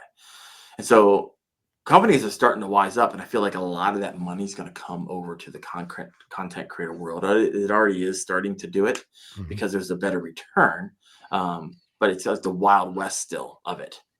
So that's interesting. So anyways, I was like, babe, what is a 7 to 8 year burn rate going to do for me? If we don't figure this out in the next 2 to 3 years, it's not viable. She's like, you're right. And so she kind of gave me she's like, I've noticed in you, Darren, you're like, you're tired, you're stressed. That's all you think about. It's like, you hate it. You're like, yeah, I do. And I love this because I've been doing it 4 years for table scraps. Been able to grow it, but I think like 2021, I think I made 7,000, 2022, 24,000, 2023 was 45,000. Here we are in 2025. I think I can get 65,000 by 2026. I can be at 6 figures again through the YouTube and content creation and a few other projects that we can talk about in a moment. But there's a plan. And so put my 1 month notice in. They took it. And as of, what's the date today? 19th? The 19th. 19 days ago, I started my journey as a full-time content creator, and really didn't tell anybody about it until I just started. People asked me about it, but I got a video shooting off tomorrow at 9 a.m. So by the time this drops, you'll be officially. Yeah. Official. And here's the thing, that I was hesitant on shooting that video. And the reason I was hesitant on shooting the classic I Quit video, because I just don't like being the classic anything, right? Yeah. And what I didn't want people to see me as, because I've seen people do the I Quit video, and then people see you differently. They see you as now they start seeing all the sales stuff, and they start seeing the stuff that I've always been doing. They just see it like, oh, he needs it now, he's desperate to it. desperate for it. Like, I'm not desperate for it. I got 5 years. If I sit on my butt right now, I'll be fine. And so I wanted to get out ahead of that. But I also want to tell people I'm not making enough money to support my family right now. And so I don't want to give. This is what I basically shared in the video. I don't want to give the impression that I'm making enough on YouTube that it's paying my bills. I'm going to be hemorrhaging cash for at least 2 years to find my new dream and to find my new normal. And so probably looking at 5 to 6 years for those of you out there who are thinking about becoming a content creator and you're not single, living in an apartment, and you have a family of 4. Plan on 5 to 6 years, maybe even longer, because it's getting more and more saturated every day. Mm-hmm. And so I just wanted to give kind of a reality check, and I didn't want to be like, hey, everybody, look at me. I was able to go full time because no, I'm hemorrhaging cash every month. I know exactly how much. Dude. So that's it. Taking a risk. Yeah, dude.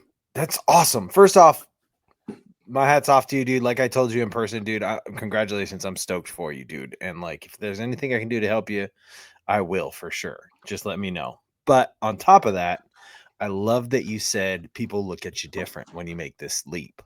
You know, it's almost like it's not so much, oh, he needs this. Well, I'm sure some people believe, oh, that he needs this. Like, it's all difference in perspective. But when I see somebody take the leap onto doing something that their passion full time, like, I'm so stoked for them. Like, I'm so like, dude, because I'm such a follow your passion guy. Like, I swing a hammer. I'm good at it. I like doing it, but it's not my passion, you know? Yeah. And so when I get to see somebody break out and be able to do that, like, I'm so excited for them. Like, I'm genuinely excited for you in a positive way, but I love how you feel that people will look at you different. Like, that is a harsh reality. That is a harsh reality that not a lot of people talk about. Like, there's a lot of other people out there that are like, oh, he's a YouTuber now. Like, I can't tell you how many times I've gone to Bodies of Water and seen 10 or 11 chesty cams. I'm like, I wonder if they're all YouTubers or if that's Instagram, or like, I start like I start breaking it down, like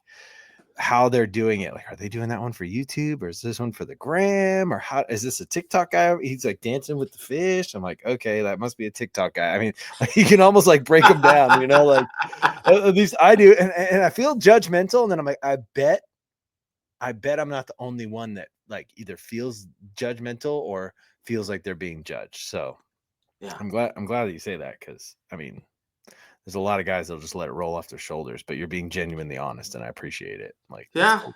I'm trying to.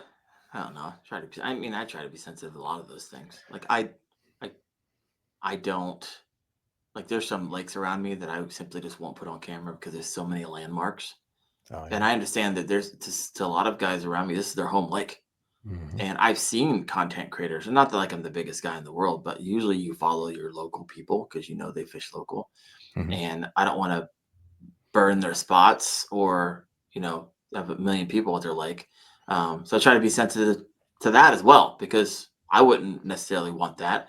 And so I was like, that's an awesome fish catch. And that thing is monster. And it jumped out of the water and the light's perfect. However, if I showed that would also show about 150 people that could probably be there that weekend. It's like, I don't need that. And so everybody always like, hey, where'd you catch that fish? What lake were you on? I was like, I share everything I know about fishing except that. You can get everything but location from me. Everything but location, literally everything. And if you happen to be like, hey, that's where it's at, it's like, well, that's because you already knew that's where it was at. And you just, so you already knew. But I never really post the lake typically. Yeah. So what's it like now, dude? Are you just like, are you overwhelmed with footage you got to edit, or how's life looking for you right now? Because I know it's kind of a sketchy jumping off point. So no, I mean, the last day was on Wednesday, and on Thursday I was driving down to Lake Gunnersville to meet up with Chad Hoover for a week. And the reason I met up with Chad is because we have been talking about creating something, which you're going to hear about it for the first time. Yes. And it's called KFAST. So KFAST is Kayak Fishing Advanced Safety Training. Our industry is the worst when it comes to overloading kayaks, getting into it, getting yourself in trouble really fast, not understanding weight capacity, not understanding how to get back in your boat, not understanding first aid. There's so many things. We are the worst. And we see and we hear these stories so many times of people or gets themselves in trouble or gets themselves killed, and debt is forever. Yep. Right. Yep. And not only that, like we're not creating this fear, but we want people to get back home to their families. But aside from that, like, how many stories have you heard of individuals who flipped over the kayak and lost thousands of dollars to the bottom of the lake? We just had that BAM tournament this weekend, and we lost an angler in the middle of the tournament. Ryan Mora. Oh, that wasn't. It's still under investigation, right? I mean, it doesn't is. look like it is. It's not. Trust me. It's under investigation. I can't. There's no details to be given, but the fact that somebody died out there, that sucks. And I mean, a lot of times everyone's like, it's very clear they weren't running the PFD or whatever. He was. It is. Yeah, I know he was. He was. Yeah. I know a little bit of the details, but it's still one of those things like, okay, that's still a head scratcher right now, unless you're in the end and know something that maybe hasn't been publicly announced yet. But nonetheless, what I'm trying to say is it's not just about, oh, you lose your life. Right now, there are organizations out there that provide safety training. However, the barrier to entry is so high, it's insane, right? It's like, oh, you want to be level 1 certified? It's going to cost you $500, and you got to spend a weekend or a week to do it. And if you want level 2 certifications, it's going to cost you another $500. Level 3 certification cost you another, and just the time and money. I was like, well, that's not accessible. Like, I want to be safe. I'm not giving you $500 to be safe. It's freaking ludicrous in my book. And so Chad and I are going to be putting together a safety courses that you could sign up for. And the barrier to entry is going to be stupid, right?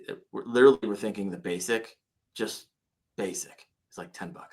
And with that, you get like a $20 gift certificate to said company that you typically would spend money with anyway. So you're literally making money by doing it, just getting people more knowledgeable, right? So if you're buying a kayak, like, it might come with a basic certification built in, because we partner with that kayak company just to make people more safe on the water. Don't dump thousands of dollars to the bottom of the lake, and now you can't recover a battery that's slowly going to degrade in that body of water. Yeah. So much value here. And so we're going to make it accessible. And then there's so many dreams about how we can make this thing grow over time. So Chad and I have been putting together a business plan, and he knows everybody and their mom in the industry, and things are moving freaking fast. KFAST, fast. So we worked out a lot of the details, the business plan. We're already talking with a lot of individuals, talking with, it's just so exciting. We're literally writing curriculum right now. And we could have basic out in the next few weeks. Dude, so is that kind of what he's been sampling on his YouTube page? Because I just watched a whole how to paddle your kayak, how to balance your kayak correctly videos. Yeah, and I was like, these are genius. I hope somebody does more of these.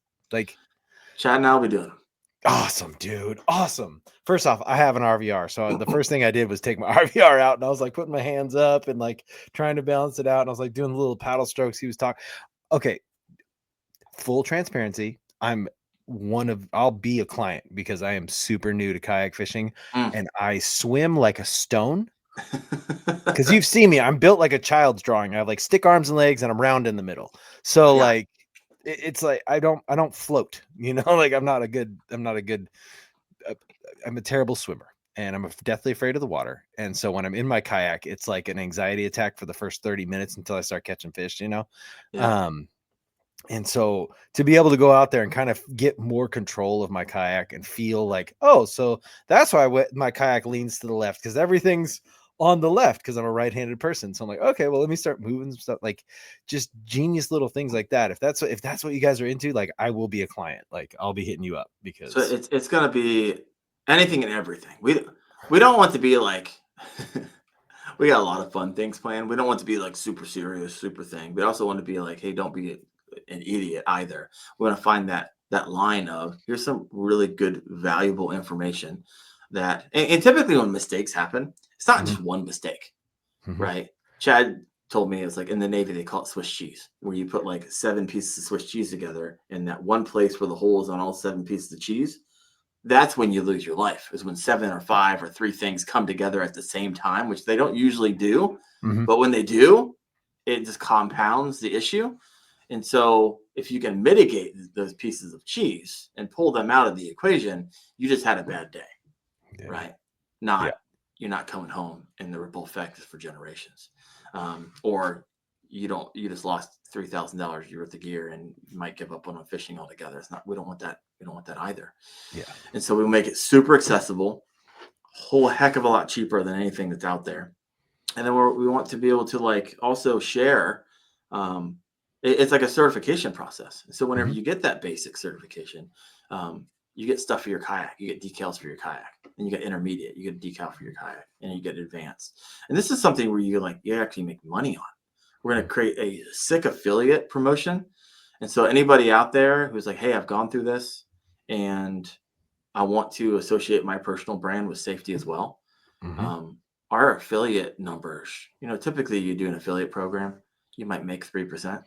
Mhm. Like we're going to like triple that, where people Really? can actually you can actually make some cash on this, and not like change. We're talking dollars. And so we want to make it, and this is, since we're building it from the beginning, in the day and age where an affiliate's like a thing, we can just build all this stuff in where it makes sense for us. Chad has all the connections. I know how to run a CRM and a learning management system. And so I've been doing that. I know they keep, lift, and promote customers, make sure they stay happy, they're served well, they're connected in a meaningful way. And between the two of us, we're going to rock this thing. And so That's hopefully awesome. bring an additional layer of safety and just a qualified angler out there. And then we can all stop reading and sharing articles about how people die because of mistakes that could have been prevented. Mhm. Or all the wah videos of everybody flipping and losing half their gear, I thought that's painful, man. Some people just Yeah. give up. Like, crap, I can't afford another $3,000. Honestly, yeah. I'm just, I mean, I wouldn't give up, but I would definitely go get a Facebook Marketplace sit-in and just go from there. Like, yeah, wouldn't be it's able to painful. I wouldn't be able to recover. I got 2 kayaks, and if I lost them, it would be Yeah, tough. It'd be you tough. use the wrong thing. Hey, I dropped my battery. The wrong battery? You just dropped $1,000 bottom of the lake. Yep. I I got just pulled a BFS reel out yesterday. No, 2 days ago. I was fishing. I casted and I picked up this line, and I was at a place where like there's no bait anglers where I'm at. I know that. So I was like, okay. So there's one or two things. There's a fish on the end of this thing, and it snaps someone's line, and it's a monster. It's probably dead, but it's caught up in. So I start pulling on it. I pull up an Icon series cash and rod BFS. It's a $240 rod. Yes, And it then it's is. got a Corrado BFS reel on it. It's like a $200 reel. I pull up a $450 reel. It's probably been down there a month. And so I get that thing out, clean it. I was like, this thing is so sweet. Yes. Yeah. Yes, dude. I'm So, jealous. yeah.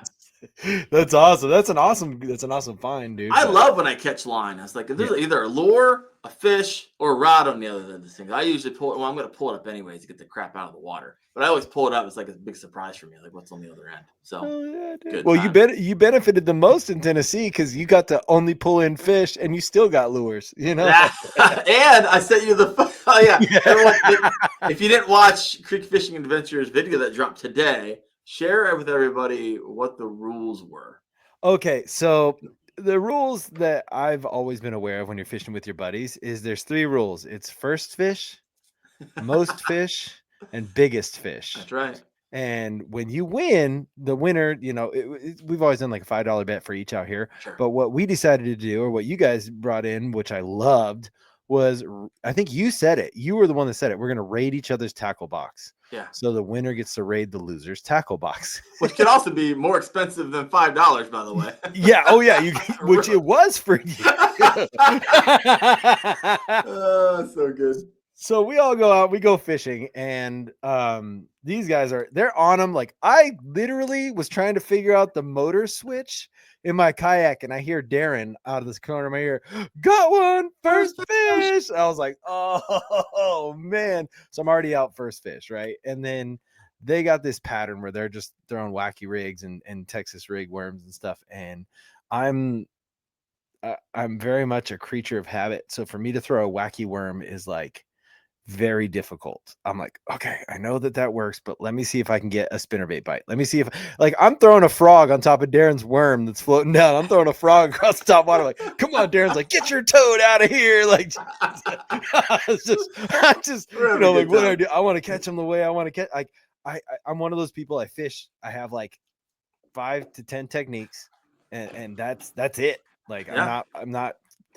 I can throw a wacky worm. I have a creek that I walk through down by my house, and I'll throw a little 3-inch wacky worm in there because it's loaded with bass that are like this big. So, yeah, the 3-inch works. But like, I'd rather catch them on a spinnerbait or a top water or something like that. So, Man, I'm likely out gonna there be just bigger. I'm going for first fish. I'm going wacky. And my yeah. gosh, John got one like 3 seconds after I got mine. We're like 30 seconds into the quote unquote tournament. Yeah.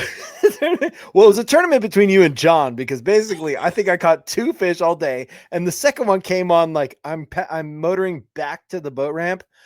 I'll just try a wacky worm real quick, and I threw it out there, and it got bit like seconds after hitting the water. And I think I was more mad that it got bit than if I had just showed up with 1 fish. So I was like, all right, I got 2 fish for the day. 2 I'm done fish, with baby. this. 2 fish. I live by the sword, die by the sword, man. I'm just I have a specific way I do things, and if it just doesn't work out, it's just not my day. It's not that the fish aren't there. I'm just a shitty fisherman. It's just how it goes. All the small fish were there. It was Dink Yeah. Central. Hey, dude, there was tons of fish in that water though. I saw a carp like almost the size of my kayak, dude. I was like, what is I saw a that? muskie that was at least 4 feet long. The thing Dude, was stupid. Yes. And then were you the one that saw the gar? You saw I gar? think it was the muskie. I did see Okay. gar, but the muskie that Yeah. thing was monstrous. Okay. I saw some gars coming up and doing their thing, but like I didn't, oh, dude, that place was awesome. That was a beautiful place. And I was glad I got to experience that with you guys. And of course, you guys are out there and you're utmost professional.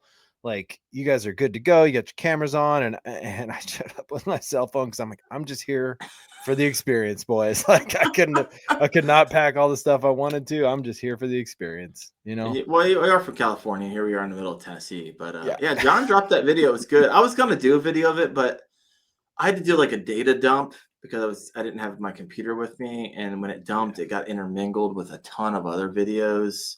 And I Yeah. was like, I don't want to take the time to go through this. It would take me hours and hours. And I was like, in my uncut videos, it's just something I'm trying new right now. Yeah. And so I didn't want to take all that time to only get 500-600 views on the video. Yeah. But nonetheless, John had it. I need to go actually watch that because it was a good time. Yeah. Same. I need to watch And it. I rated your box. Oh, yes. Oh, let's get there because Yeah. I lost. You won with most fish and first fish. Most of the first. John got the biggest. Yep. So I come Yep. over and I was like, ooh, that looks like a juicy jackhammer, which are like $17 by the way. Dude. It's like a golden one. I was like, I'm heading down to Gunnersville. I was like, bro, I gotta have this. So Yes. you gave it up willingly. And I think I caught my biggest fish. It was a 21 and a half down at Gunnersville on that jackhammer. Yes. So thank you. I told you I was going to do that. I was like, hey, look, Yep. this is going to catch my biggest fish. And then I sent you the photo. I think I Yes, sent you the photo to did. everybody. Yes. Oh my gosh. The thing was huge too. I wanted to post it, but like I wanted to post a lot of stuff, but I know that this is what you guys do. So I'm not trying to take your guys' thunder or like be like ooh, look who I got to hang out with kind of guy. Cause like you said, people look at stuff like that weird. So I just wanted to be there for the experience, People are weird. Yeah, I will post that fish now that we've talked about it though, just because. Yeah. And I will tell you that is if you come to California, you need a gold blade on your chatterbait. I don't care what color chatterbait it is. You need a gold blade on your chatterbait for sure. So, and you learned the lesson in Gunnersville. You got your biggest fish on it. So that's awesome. So you got to hang out in Tennessee. You stayed with John Dalton? I did. Yeah, that was good. I didn't get to hang. I mean, I've met John before. It's a knucklehead, but we actually we hung out. We fished some. He put me on my first Coosa bass. Yeah, never caught one of those before. So he takes me to some rando creek that looks like a minnow would live in, and I caught my first Coosa bass in the lightning storm. And then we just hang out, watch basketball, get some pizza, went fishing. Cool guy. Yeah. Real cool guy. Yeah. I like him a lot. Yeah, he's a good dude, man. I like John. So what's next on the horizon besides the KFAST? Just YouTube? You got any brands that you're kind of starting or anything like that? Or are you just sticking with the KFAST and YouTube? I mean, I have some things that will piggy on KFAST. So KFAST will eventually meet a saturation point, right? We're going to make it so inexpensive, and we're going to provide so much incentive, and there's going to be so much affiliate and potential grant money behind it that we'll get to the point where we reach saturation. So Chad and I have plan B, C, D, and E all lined up behind it. And so first things first, start off with KFAST and then went into those. I'm not going to release those yet. But nonetheless, that's kind of where our head's at. And then outside of that, it's personal brand stuff, right? The whole idea was that when I went full time was I was able to do a short a day. I was able to do a podcast on Tuesdays, and I typically launch the video on Thursday, a full length. So usually those would be shorter on Thursday, and then a full length, which would be my best video of the week on Saturday morning at 9 o'clock. I always put my best videos that I kind of know are going to go because most of my people are on Saturday and Sunday, so it's going to get the best reach and so forth and so on. And so that was like part-time. So it's like full-time, I need to 3x production.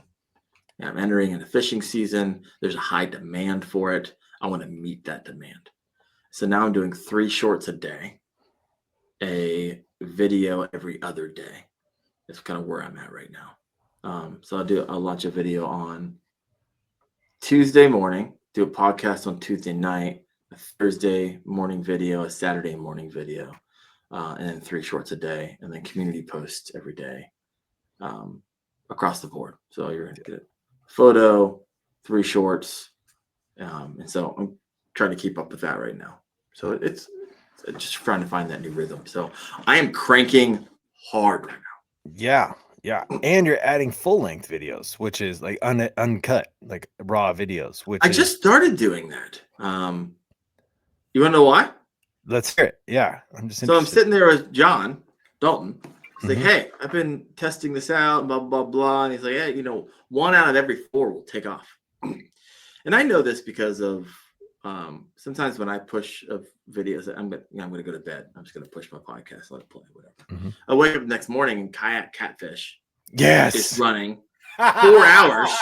Yeah. And I'm 3 hours into it. I was like, bro, it's got 3 hours of watch time, and I was sleeping. But that's what they recommended because I think there's more of an appetite for longer content. It's like, I'll try it out. So I go fishing down at an undisclosed body of water down there.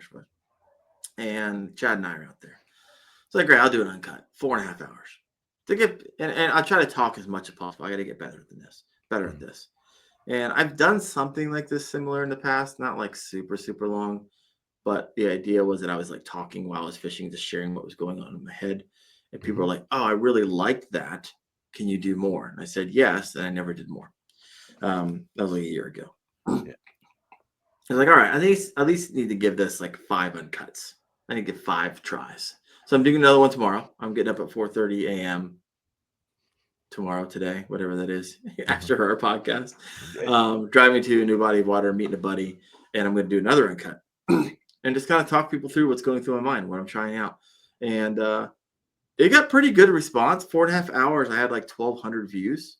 It's like 500 watch hours. Wow, dude. And so, I mean, it's not like the average watch time is like 15 minutes. So people are like, either they'll watch it for 4 minutes or they'll watch it all the way through. But who knows? It might be the video that's playing in the background while you went to bed. And then meanwhile, I'm getting ad revenue. Watch time equals more ads equals more money in my pocket, more money in YouTube's pocket. So they have a tendency, if you have a high watch time on a video, to serve that up to you if there's an appetite for it. So I've been trying that out, and so I'll continue to try that out. It takes forever to upload and download and all that stuff, a 4.5 hour video. Yes. And to have a computer to process it all. But nonetheless, if you can do it, it's something that's a new test of mine, to put it that way. Dude. And you've been running a podcast basically this whole time, right? So man, I'm on next week. Well, tomorrow I have Austin Hoover on. Yeah. Awesome. And then the following week, it's my 100th episode. Congratulations, dude. I'm giving away a Hoodoo kayak. I'm giving away like 2 $25 gift cards to Dark Horse Tackle, which is my show sponsor. Nice. Giving away two $50 gift cards to KBF bucks, and I trying to hear back from a couple other companies. So I'm doing a bunch of giveaways, which is typically not my MO. I don't like doing giveaways, not because I don't like doing giveaways. I just don't want to go to the mailbox and ship crap all over the country. So it's more of a selfish reason I don't like doing giveaways. Yeah. But I figured for my 100th episode, Hoodoo is really nice. Like, hey man, we'll give you a kayak to give away. It's like sweet. And now Hoodoo is American made. So that used to be made in China, but now they're made United States. I think they're actually even made by Big Adventures, which makes Bonafide and Native and all these other countries. So pretty cool. So I look forward to getting my hands on one of those in June. Personally, because I don't think I've ever had my hands on a Hoodoo kayak before. Dude, congratulations on the 100th episode. That's awesome. And then Big Adventure, they make a good boat. I'm a Bonafide guy through and through, and I love them. I got the RVR and the PWR. Bro, if I could talk to somebody at Bonafide like that, yeah, like they're doing something right over there, in my opinion. Now, I will say that kayaks are like shoes. Not everybody fits the same kayak as I like, you know? So you got the P127. I do. Yeah. You've been running. Chad gets on me all the time about the P127. He has this thing with pedal drives that if you want to like push his button, just say like pedal drive and how quiet they are, and he'll lose his mind. He'll go on this diatribe. He went on a diatribe with me. I've heard it before today on the phone. He's like, you don't understand how loud that is, and how how much the big fish. You might catch little fish, but you're scaring off the big girls. And we need to do a video someday where we actually measure the sound of motor versus blah blah blah blah blah. I was like, okay, we can do that, 100%. Yep. And I don't necessarily disagree with him. I just like to push his buttons a little more. Like, nah, I don't think you're right, Chad. He'll lose his mind. Says the guy with the dancer pole on his bow. Yeah, right. Oh my gosh. Oh, this past week has been stupid. So I went down to Chad to do some collaboration work. Now, to be fair, I was like a kid in a candy store, and all I wanted to do is fish because I don't get to fish for a personal best all the time. But I took a lot of shorts this past week, just through posting some of those shorts. In the past 7 days, on Facebook alone, 3.6 million views. Whoa, dude. Yeah. On all those shorts that I took when I was down with Chad. For whatever reason, people have a visceral response when they see a kayak loaded with a bunch of gear. And all of the stupid comes out in people. And the only thing they can come up with in their head is, you should have bought a boat. For that money, you could have bought a boat. Who could buy a boat? Why you could buy a boat? You could have bought a nice job boat for that. Oh, but that guy caught 0 fish. And I was like, oh my gosh. And it just goes on hundreds and hundreds. And I'm not kidding. Hundreds of comments that say the same thing. Yep. People lose their ever loving mind. And so 2 days later, so I got one video that got 1.5 million views. It was me taking a picture of Chad's boat. You probably saw it. 1.5 million. I'm sure it showed up in your feed. A few times, yep. Yeah, a few hundred times. And then I created another one where it's just a different angle, and my kayak's going up the stern of his, and it just gets like a front, and I'm moving, standing up in my kayak, and it was just it looks like a drone shot, but I'm actually standing in my kayak running behind him. And then I put what I know is going to trigger people: kayak or boat.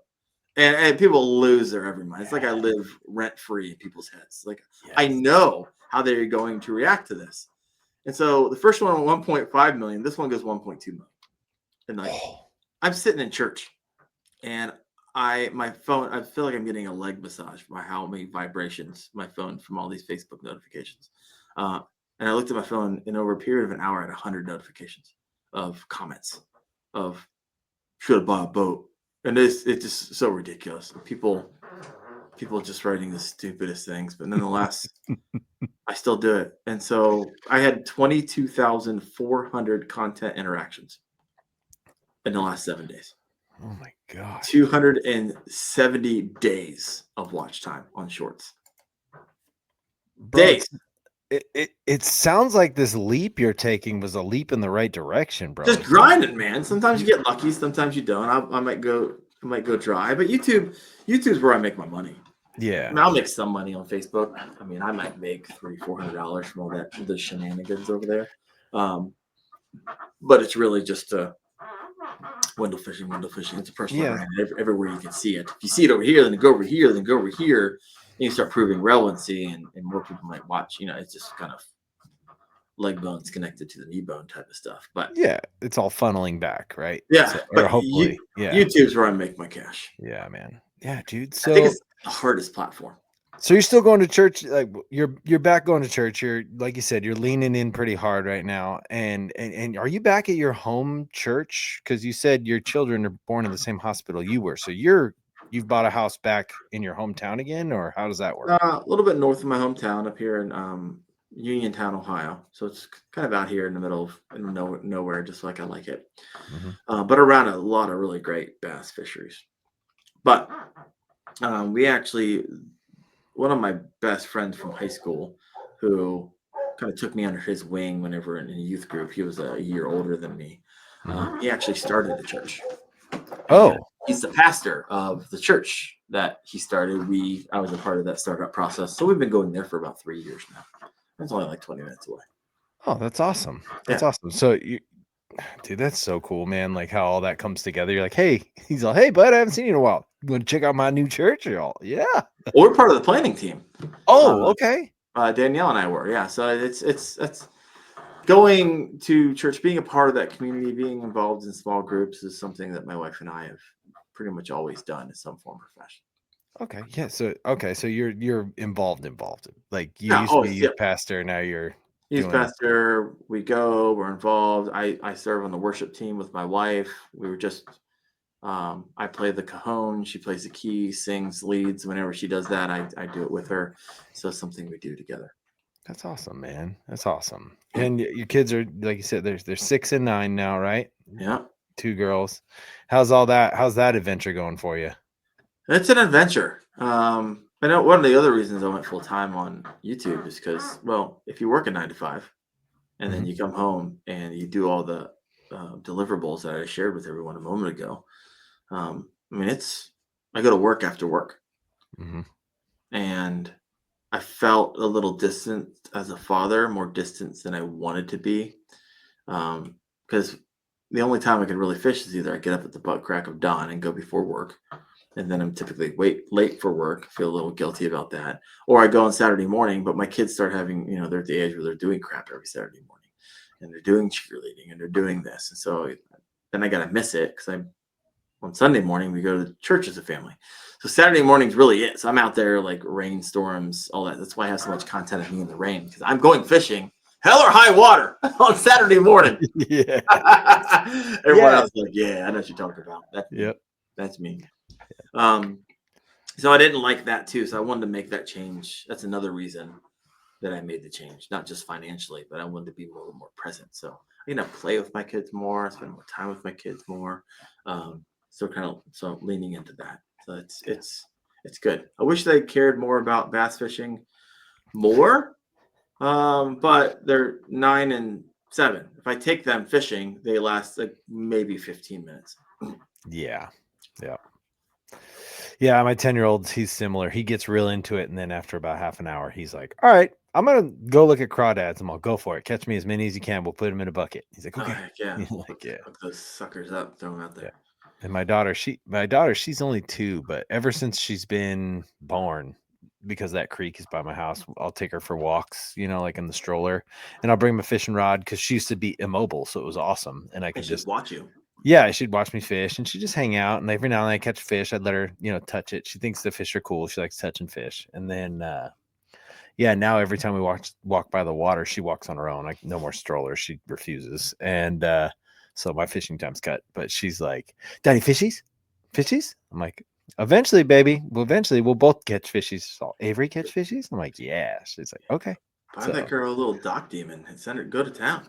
Dude, we're working on it. We're working on the dexterity of not hooking, everything around us, Yeah. So yeah, we're getting there. So my son's pretty bad with a spinning rod, though. He's a pretty mean target with a spinning rod. He could skip a worm with a button rod when he was 6. So with a spinning rod, he's pretty nasty when he wants to be. Yeah. So yeah. Well, dude, I have a list of questions for you, and then you can get the heck out of here. I know you got fishing in the morning and you got stuff to do now. So let me pull up I'm these good. questions. Sorry, I'm You're not holding me up. yeah. This is good. I loved it. And I just want to say I'm excited that you're part of Dark Horse Tackle too. Like that's kind of how like we ended up meeting at the Columbus. I mean, we were talking through the KAS stuff, but then we got to hang out at Columbus, and I was really excited. Oh yeah, I got a juicy box I'm about to do a short on here tomorrow. oh yeah, dude. So they got a balsa bait in here from what is that? Black Label, Black Label balsa, bro. juicy, some sick buoyancy. Like That thing, painted. that thing's the 18-inch shallow diver, diver. dude. Yeah, dude. Love the Yeah. All right. So here's how this goes. We're gonna have some questions. Answer them as long as you'd like or as short as you'd like. You know, if rapid fire. Not really. It's like we're just gonna. It's just questions. I'm not a right. rapid fire guy, as you can tell. All right. So who's your favorite fishing angler and why? Oh man. You'd think someone would pop to my head. Here's the interesting thing about me. Mhm. I don't watch other anglers. I'm not super really involved in the pro scene. I don't watch it. I'm not interested in watching it. And part of it's strategic. And two, I hate watching sports that I can play. Yep. Got it. And two, I don't have time. Right. The last 4 years, I've been working after work, and if it's not work, it's kids. Not kids, it's church. It's my wife. Zero margin to play watch Mm-hmm. or get really excited about that. So, I mean, I could say a name, but I don't. There's no name of someone I'm like, oh yeah, that's the person. And I also don't want to taint my own content because I have a feeling that if I start watching someone else's content, then I'll start creating content that is similar to theirs. And I don't want to do that. I want to be, I want it to at least feel a little unique. And it's that way on purpose. It's because I don't watch other people's content on a regular basis. So it's not going to be like, oh, Darren is like, if I'm like, it's by complete accident. Yes. Not imitation. Yeah. Dude, I love that. That's a freaking rad answer, dude. All right. So here's another question then. Who's your favorite fishing personality?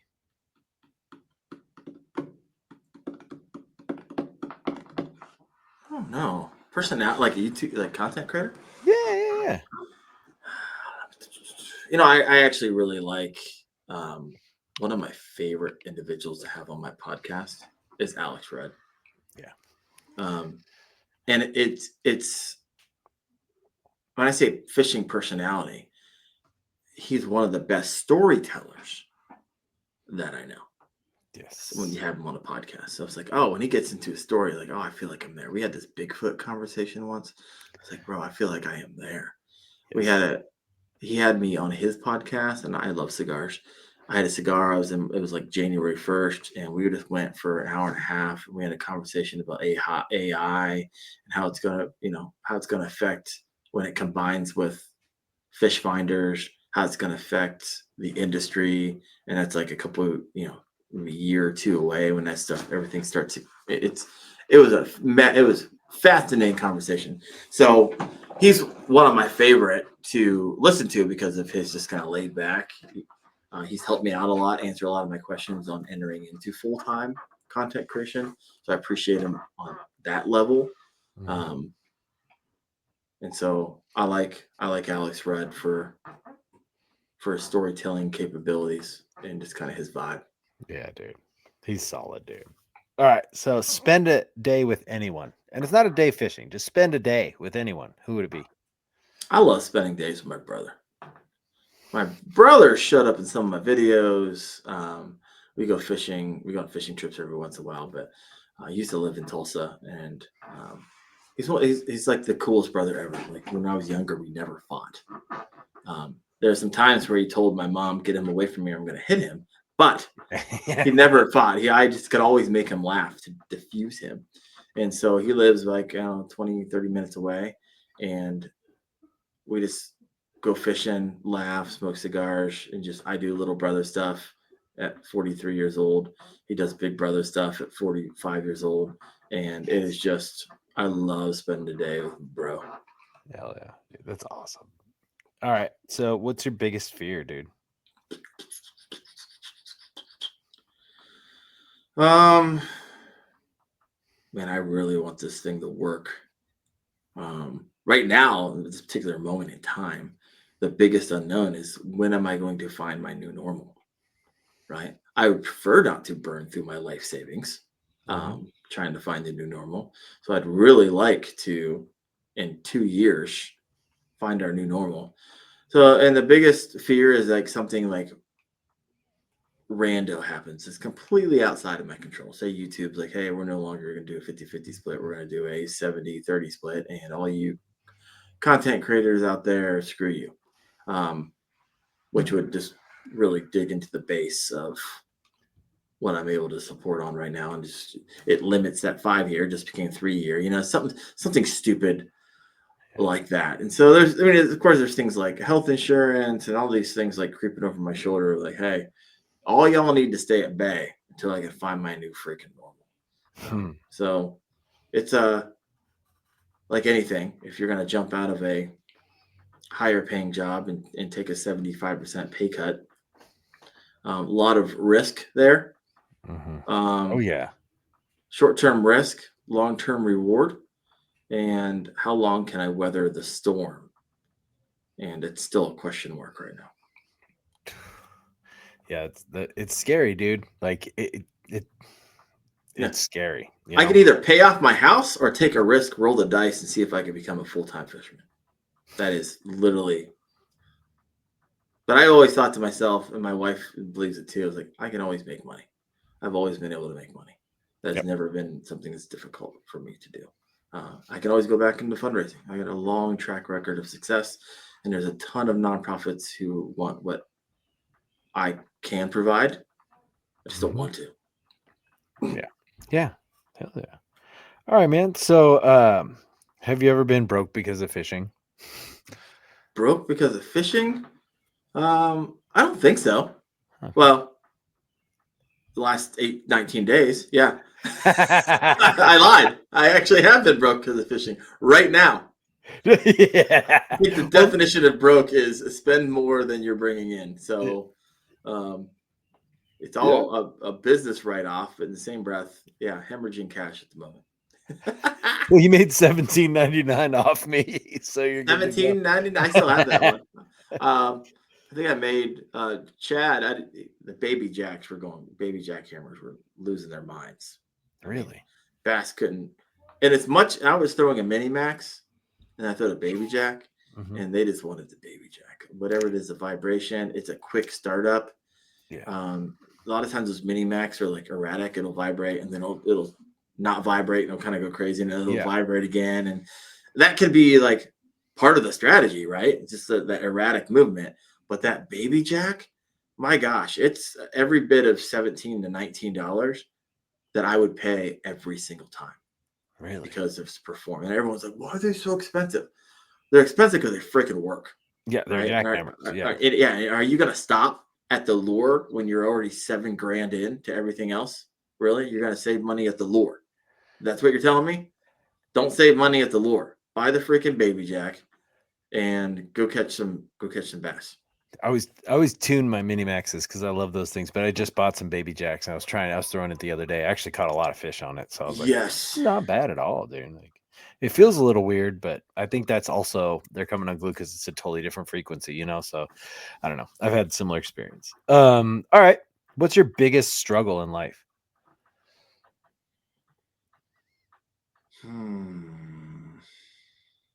I have a tendency to like hyper focus. And when the family relies on me to be hyper focused and to succeed, it's hard for me now because there's no like 9 to 5. When I was at work, I started, you have to be there at 8 o'clock. You're done at 5, and then I can like separate my brain. When you own your own business, I'm quickly realizing there's no time off. Like, you have a lot more freedom, but you still got to put in that time somewhere, and you can't really turn your brain off.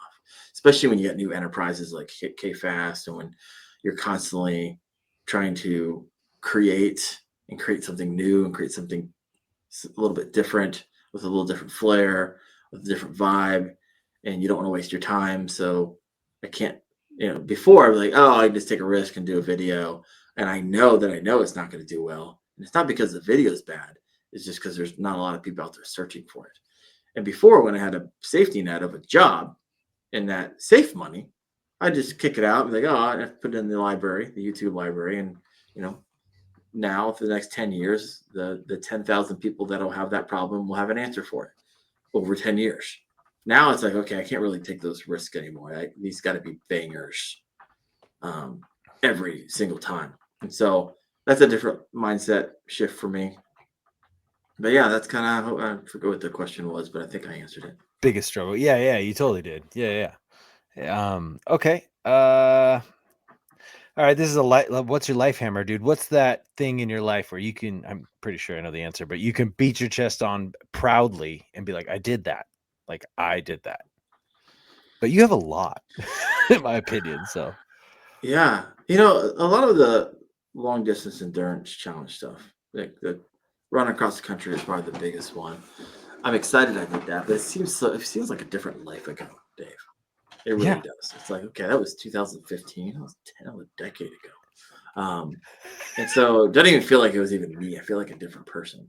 And every single one of those things, like the most I've ever trained for something was the 2 years that I trained to do the run across the country. My biggest achievement is probably the content creation, because I've been working on it for 4 years. Like, people get college education and degrees in this amount of time. And so making it to where I'm at to this point I feel like there's so many individuals, everybody and their mom wants to be a content creator right now. Everybody and their mother. It's like the fastest growing small business in the country right now. And like every kid who's 9, 10, 11, 12, 13, 14, 15, 16, everybody is like, oh, that'd be awesome. I want to do that. That sounds amazing. And so here I am at 43, and I want that as well. It sounds like a blast. The people I'm meeting, the community I'm creating. My wife's like, why don't you have any friends? I'm like, I have a lot of friends. They just live all around the country. Dave lives in California. And so I can call them up. We can have a 2-hour conversation right now. But they just don't live down the street. I can't hang out for game night. Yeah. And so I feel like I have a lot of friends. I talk to Chad Hoover 2-3 times a day now with this new business venture. Like, I feel like I have a lot of, so I think what I'm doing right now and what I am building and going all in on Darren Wendell and taking that risk and basically showing my kids you can follow your dreams and go all in on yourself. I've gone all in on nonprofits my entire life. I've been successful with every single one of those, in my opinion. I was like, now I have one more go in me. I'm tired. I know how much heavy lift it is to get that big thing off the ground, that thing you're going to invest years into. I didn't want to do it for another nonprofit because I don't want to sit on my deathbed and be like, hey, I really regret not taking that swing. So this is me 19 days into taking that swing, and I'm beating my chest right now because I feel pretty good, especially coming off a week with 3.4 million views. Hell yeah. But nowhere to go but down from there, brother. I mean, I want a jackhammer on plus $15. I mean, things are going good. I'm going to sell that on eBay at $7. My kids can eat this week.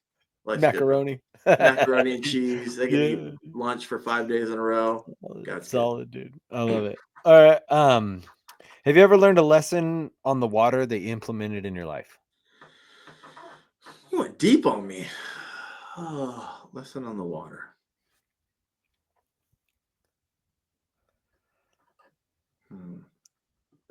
I'd be manufacturing it for you right now. Okay. Like, I literally just like, oh, I could connect it now, but nothing that comes to mind. I'm like, oh yeah. I mean, as a former pastor, I can give me till tomorrow. I'll give you 17 illustrations, and I'm gonna write 17 sermons for you about fishing. But like, it's not like they're all this one thing. It was a monumental pivot in my life or connection. I can't say. Okay. Cool. Gotta keep it real, brother. Keeping it real. I love it. No, I love it. I love the raw truth. Like that's what this is about. This is you 100%. Well, in the nonprofit world, I get questions all the time about the organization, and people know if you're lying or if you're making it up in the spot. I've learned. So I'll tell them, I have no clue. I'll find out the answer for you. That's usually what I say. And like, oh, appreciate that. It's like, yeah, you would know inherently if I was lying or BSing you in the moment anyways. So why even try? And post 40, I don't care anymore. Pre 40, I used to care a lot about what people cared about, thought about me. Post 40 and YouTube and the comments, they will desensitize you to the point of an emotional robot. Yeah, dude, I was going to ask you, how is that? Like, how is your comment section? Everyone says don't look at the comments. I get it. I don't have a lot of comments, so I don't really have to worry about it, but you do. And so is there ever like something where you're like, I got to take that one on the chest? Or right now, I'm probably getting 150 comments a day across all platforms. Maybe like this past week, it could have gone over to 250 comments a day. Typically, it's around 75 or so. Wow. And most of them aren't. So here's how you got to look at it. If you're going to be a content creator, early on, people would make fun of my, I have a lisp. And people would kind of make fun of the lisp. Like, I don't post 40, I don't care. Like, I'm over here making money, and now I fish for a living. So you can make fun of me all you want. I'm going out tomorrow morning, and for 13 hours straight on a Tuesday, going fishing. And I'm doing a podcast to talk about fishing. Like, joke's on you if you're trying to make fun of me anyway. That's kind of how I see that. But here's how you should really see it. If you start getting like negative comments, you have like, yeah. And the reason you got to go, yeah, is because YouTube is now serving you up to a new audience, right? And so if you're getting a lot of the love, YouTube's not serving you up to a new audience. They're just giving you the same people who are telling you that they love you. That's great. However, you're not growing. Mm-hmm. And so when you start getting the comments that are negative, you got to lean into the, finally, they're sending my content to new people who have never heard of it. And some are going to like it and some are not. And I love comments. It's so easy now. Like I could sit here and troll back. I typically have a rule: don't feed the trolls. Yeah. Because it's not worth my time and energy focusing on negativity when I can go encourage someone who actually loves the channel and finds community in it. So I don't spend time there typically, but every once in a while I can't help myself, especially if I got a real good zinger. And I just bait them into a conversation back with me. I was like, this just helps me. You know that, right? Like, I'm making money every time that you think you're zinging me and doing a sick burn. So you got to lean into that and realize it's kind of a game you play. Mm-hmm. So yeah. Once again, I answered questions so long tailed that I forget what the question was. That was a question off the cuff. I was just curious where you were at with it. All right. Don't feed the trolls. Not worth the time. Tell us one thing that no one knows about you as like a window into who you are.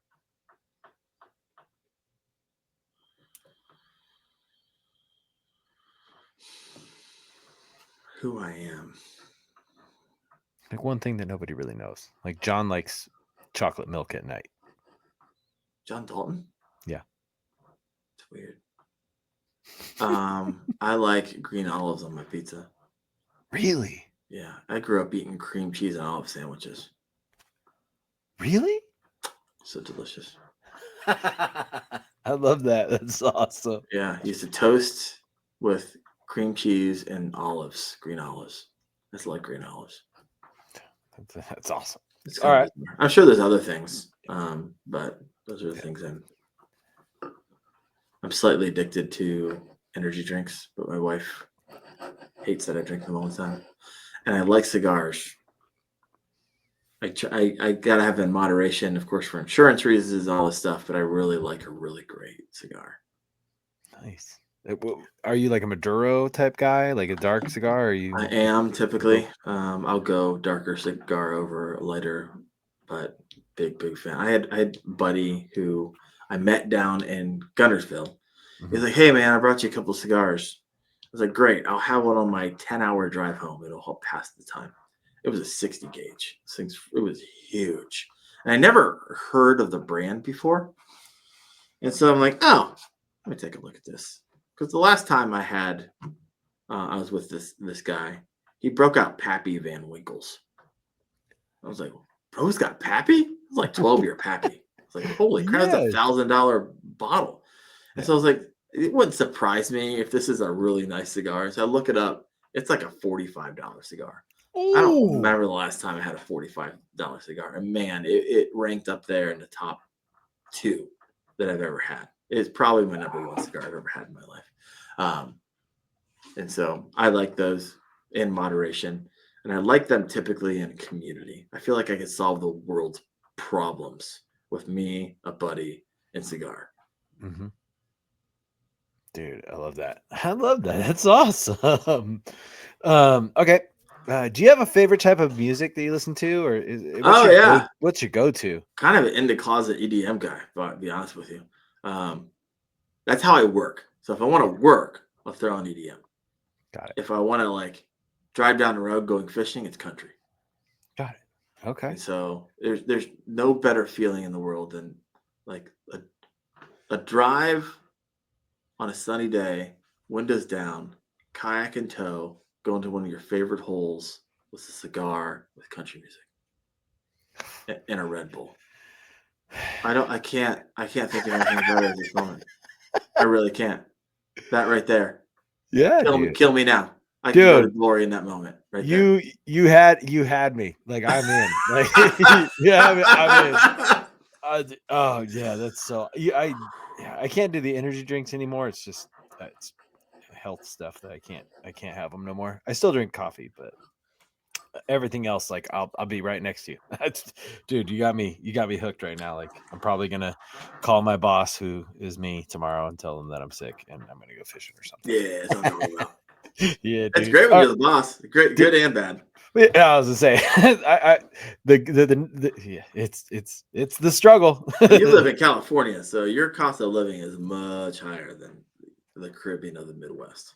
Yeah, and you're just north of the Caribbean right now, so you're good, right? So, I'm there. All right. So, last question. It's a 3-parter. It's all about your health, dude. What do you do for hydration? What do you do for your diet? And what do you do for your mental clarity? I don't pay attention to it, to be honest with you. Probably should. What was the first question? Hydration, diet, mental clarity. Yeah, I don't drink energy drinks all the time. It's like a special treat for me. Yeah. But I am a coffee fiend. My wife's like, "You gotta drink water. You gotta drink water." I'm like, "There's a ton of water and coffee." I know, because I make the coffee every night. It's just a ton of water. It's a diuretic. Blah blah blah blah blah. I was like, "All right, got it." But I love sweet tea, and all this stuff's probably gonna turn around and bite me. But I drink a lot of coffee. Freaking love coffee. I used to roast my own beans. Used to work in places in Africa where you source the beans, so I have a connection there. Oh yeah. Do you have the full, like, the turner and all that stuff? That I used to do it in a cast iron skillet. Oh yeah, I used to stir it until I get it to the right.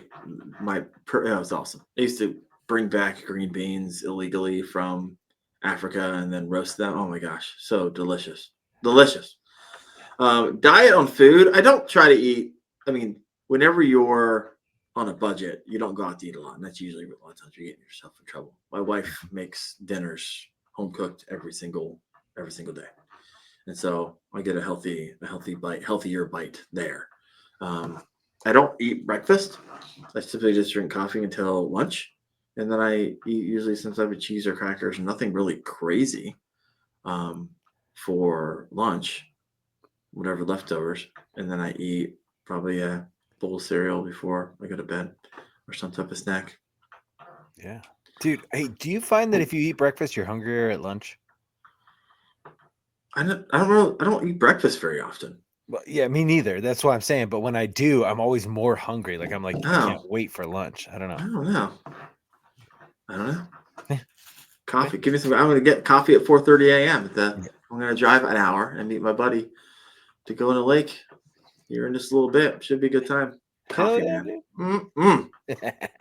I love me coffee too, dude. All right, Darren, that's it for the questions, dude. I really appreciate you doing this again, dude. I know it's super late, and thanks for bearing with me on this one. Do you want to give yourself? Can you just shout yourself out, like all your channels where people can contact you or follow you? Make it real easy. Luckily, my name isn't common, and so at Wendell Fishing across all channels. I got it. There's not like @_fishing. It's all at Wendell Fishing. Simple. So want to get a hold of me, go to wendellfishing.com. Want to check out all the places where the podcast is, go to kayakfishingobsessed.com. If you want to learn more about KFAST in the future, it'll be kfast.co. So we're going to get that build out here in the weeks to come. So if you're happen to be watching this in a month or two from the time that it aired, you can check it out over there. But I try to do a good job of responding the most. In the off season, I can respond to a lot more, but I read everybody's comments. Yeah. And you'll know that because I always put a heart next to it on YouTube. So I'm always reading it. If there's a question in there, most of the time I'll be answering it unless I'm just overloaded for whatever reason. Yeah, I get people come up to me like, bro, I wrote you. I'm like, homie, I get 75 to 150 comments a day. Emails out my ears. Like I try. I really do. It's hard to keep up with.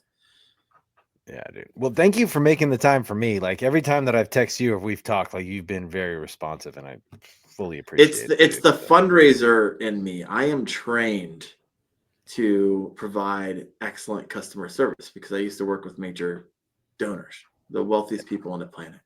And so it's that buttoned upness from being a vice president of philanthropy that I think is going to serve me well in this industry, which is an industry notoriously known for not getting back to anybody ever. Yep. Or whatever the heck you want to. Or I don't work here anymore because we bounce around from jobs inside the industry so much. And so my hope is that I will get a reputation for being, getting back to people, doing what I said I was going to do, doing it in a professional manner, going above and beyond, over delivering, under promising. But it's going to take a little bit of time. Dude. Well, dude, thank you for over delivering tonight, dude. I really appreciate it. Like, you honestly, I'm sitting here with my mind blown, bro. Like you done life. You grabbed life by the balls and you did it. Like that's so awesome, dude. So I'm stoked for you, dude. Thank you for coming on here. I'm gonna throw you off to the green room and I'll see you in a little bit. And dude, thank you. I appreciate it. Thanks everyone. Appreciate you, Dave. I really do. Thank you. Holy cow. That man blew my mind tonight. Like I had no clue that he has accomplished so much in his life. And in the last 10 years alone, like, yeah, this show's gonna, wow. That's all I got to say is wow, dude. Thank you, Darren, again for coming on. That was incredible. And as for the rest of you, without any further ado, I bring to you. What's up, everybody? Wolf from Walmart. We're back. We're back, baby, again. Not a bad fish right there, guys. Oh, no.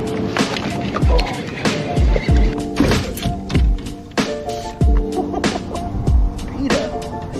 Out here catching Folsom bass right now, dude. Woo, he's a little chunker.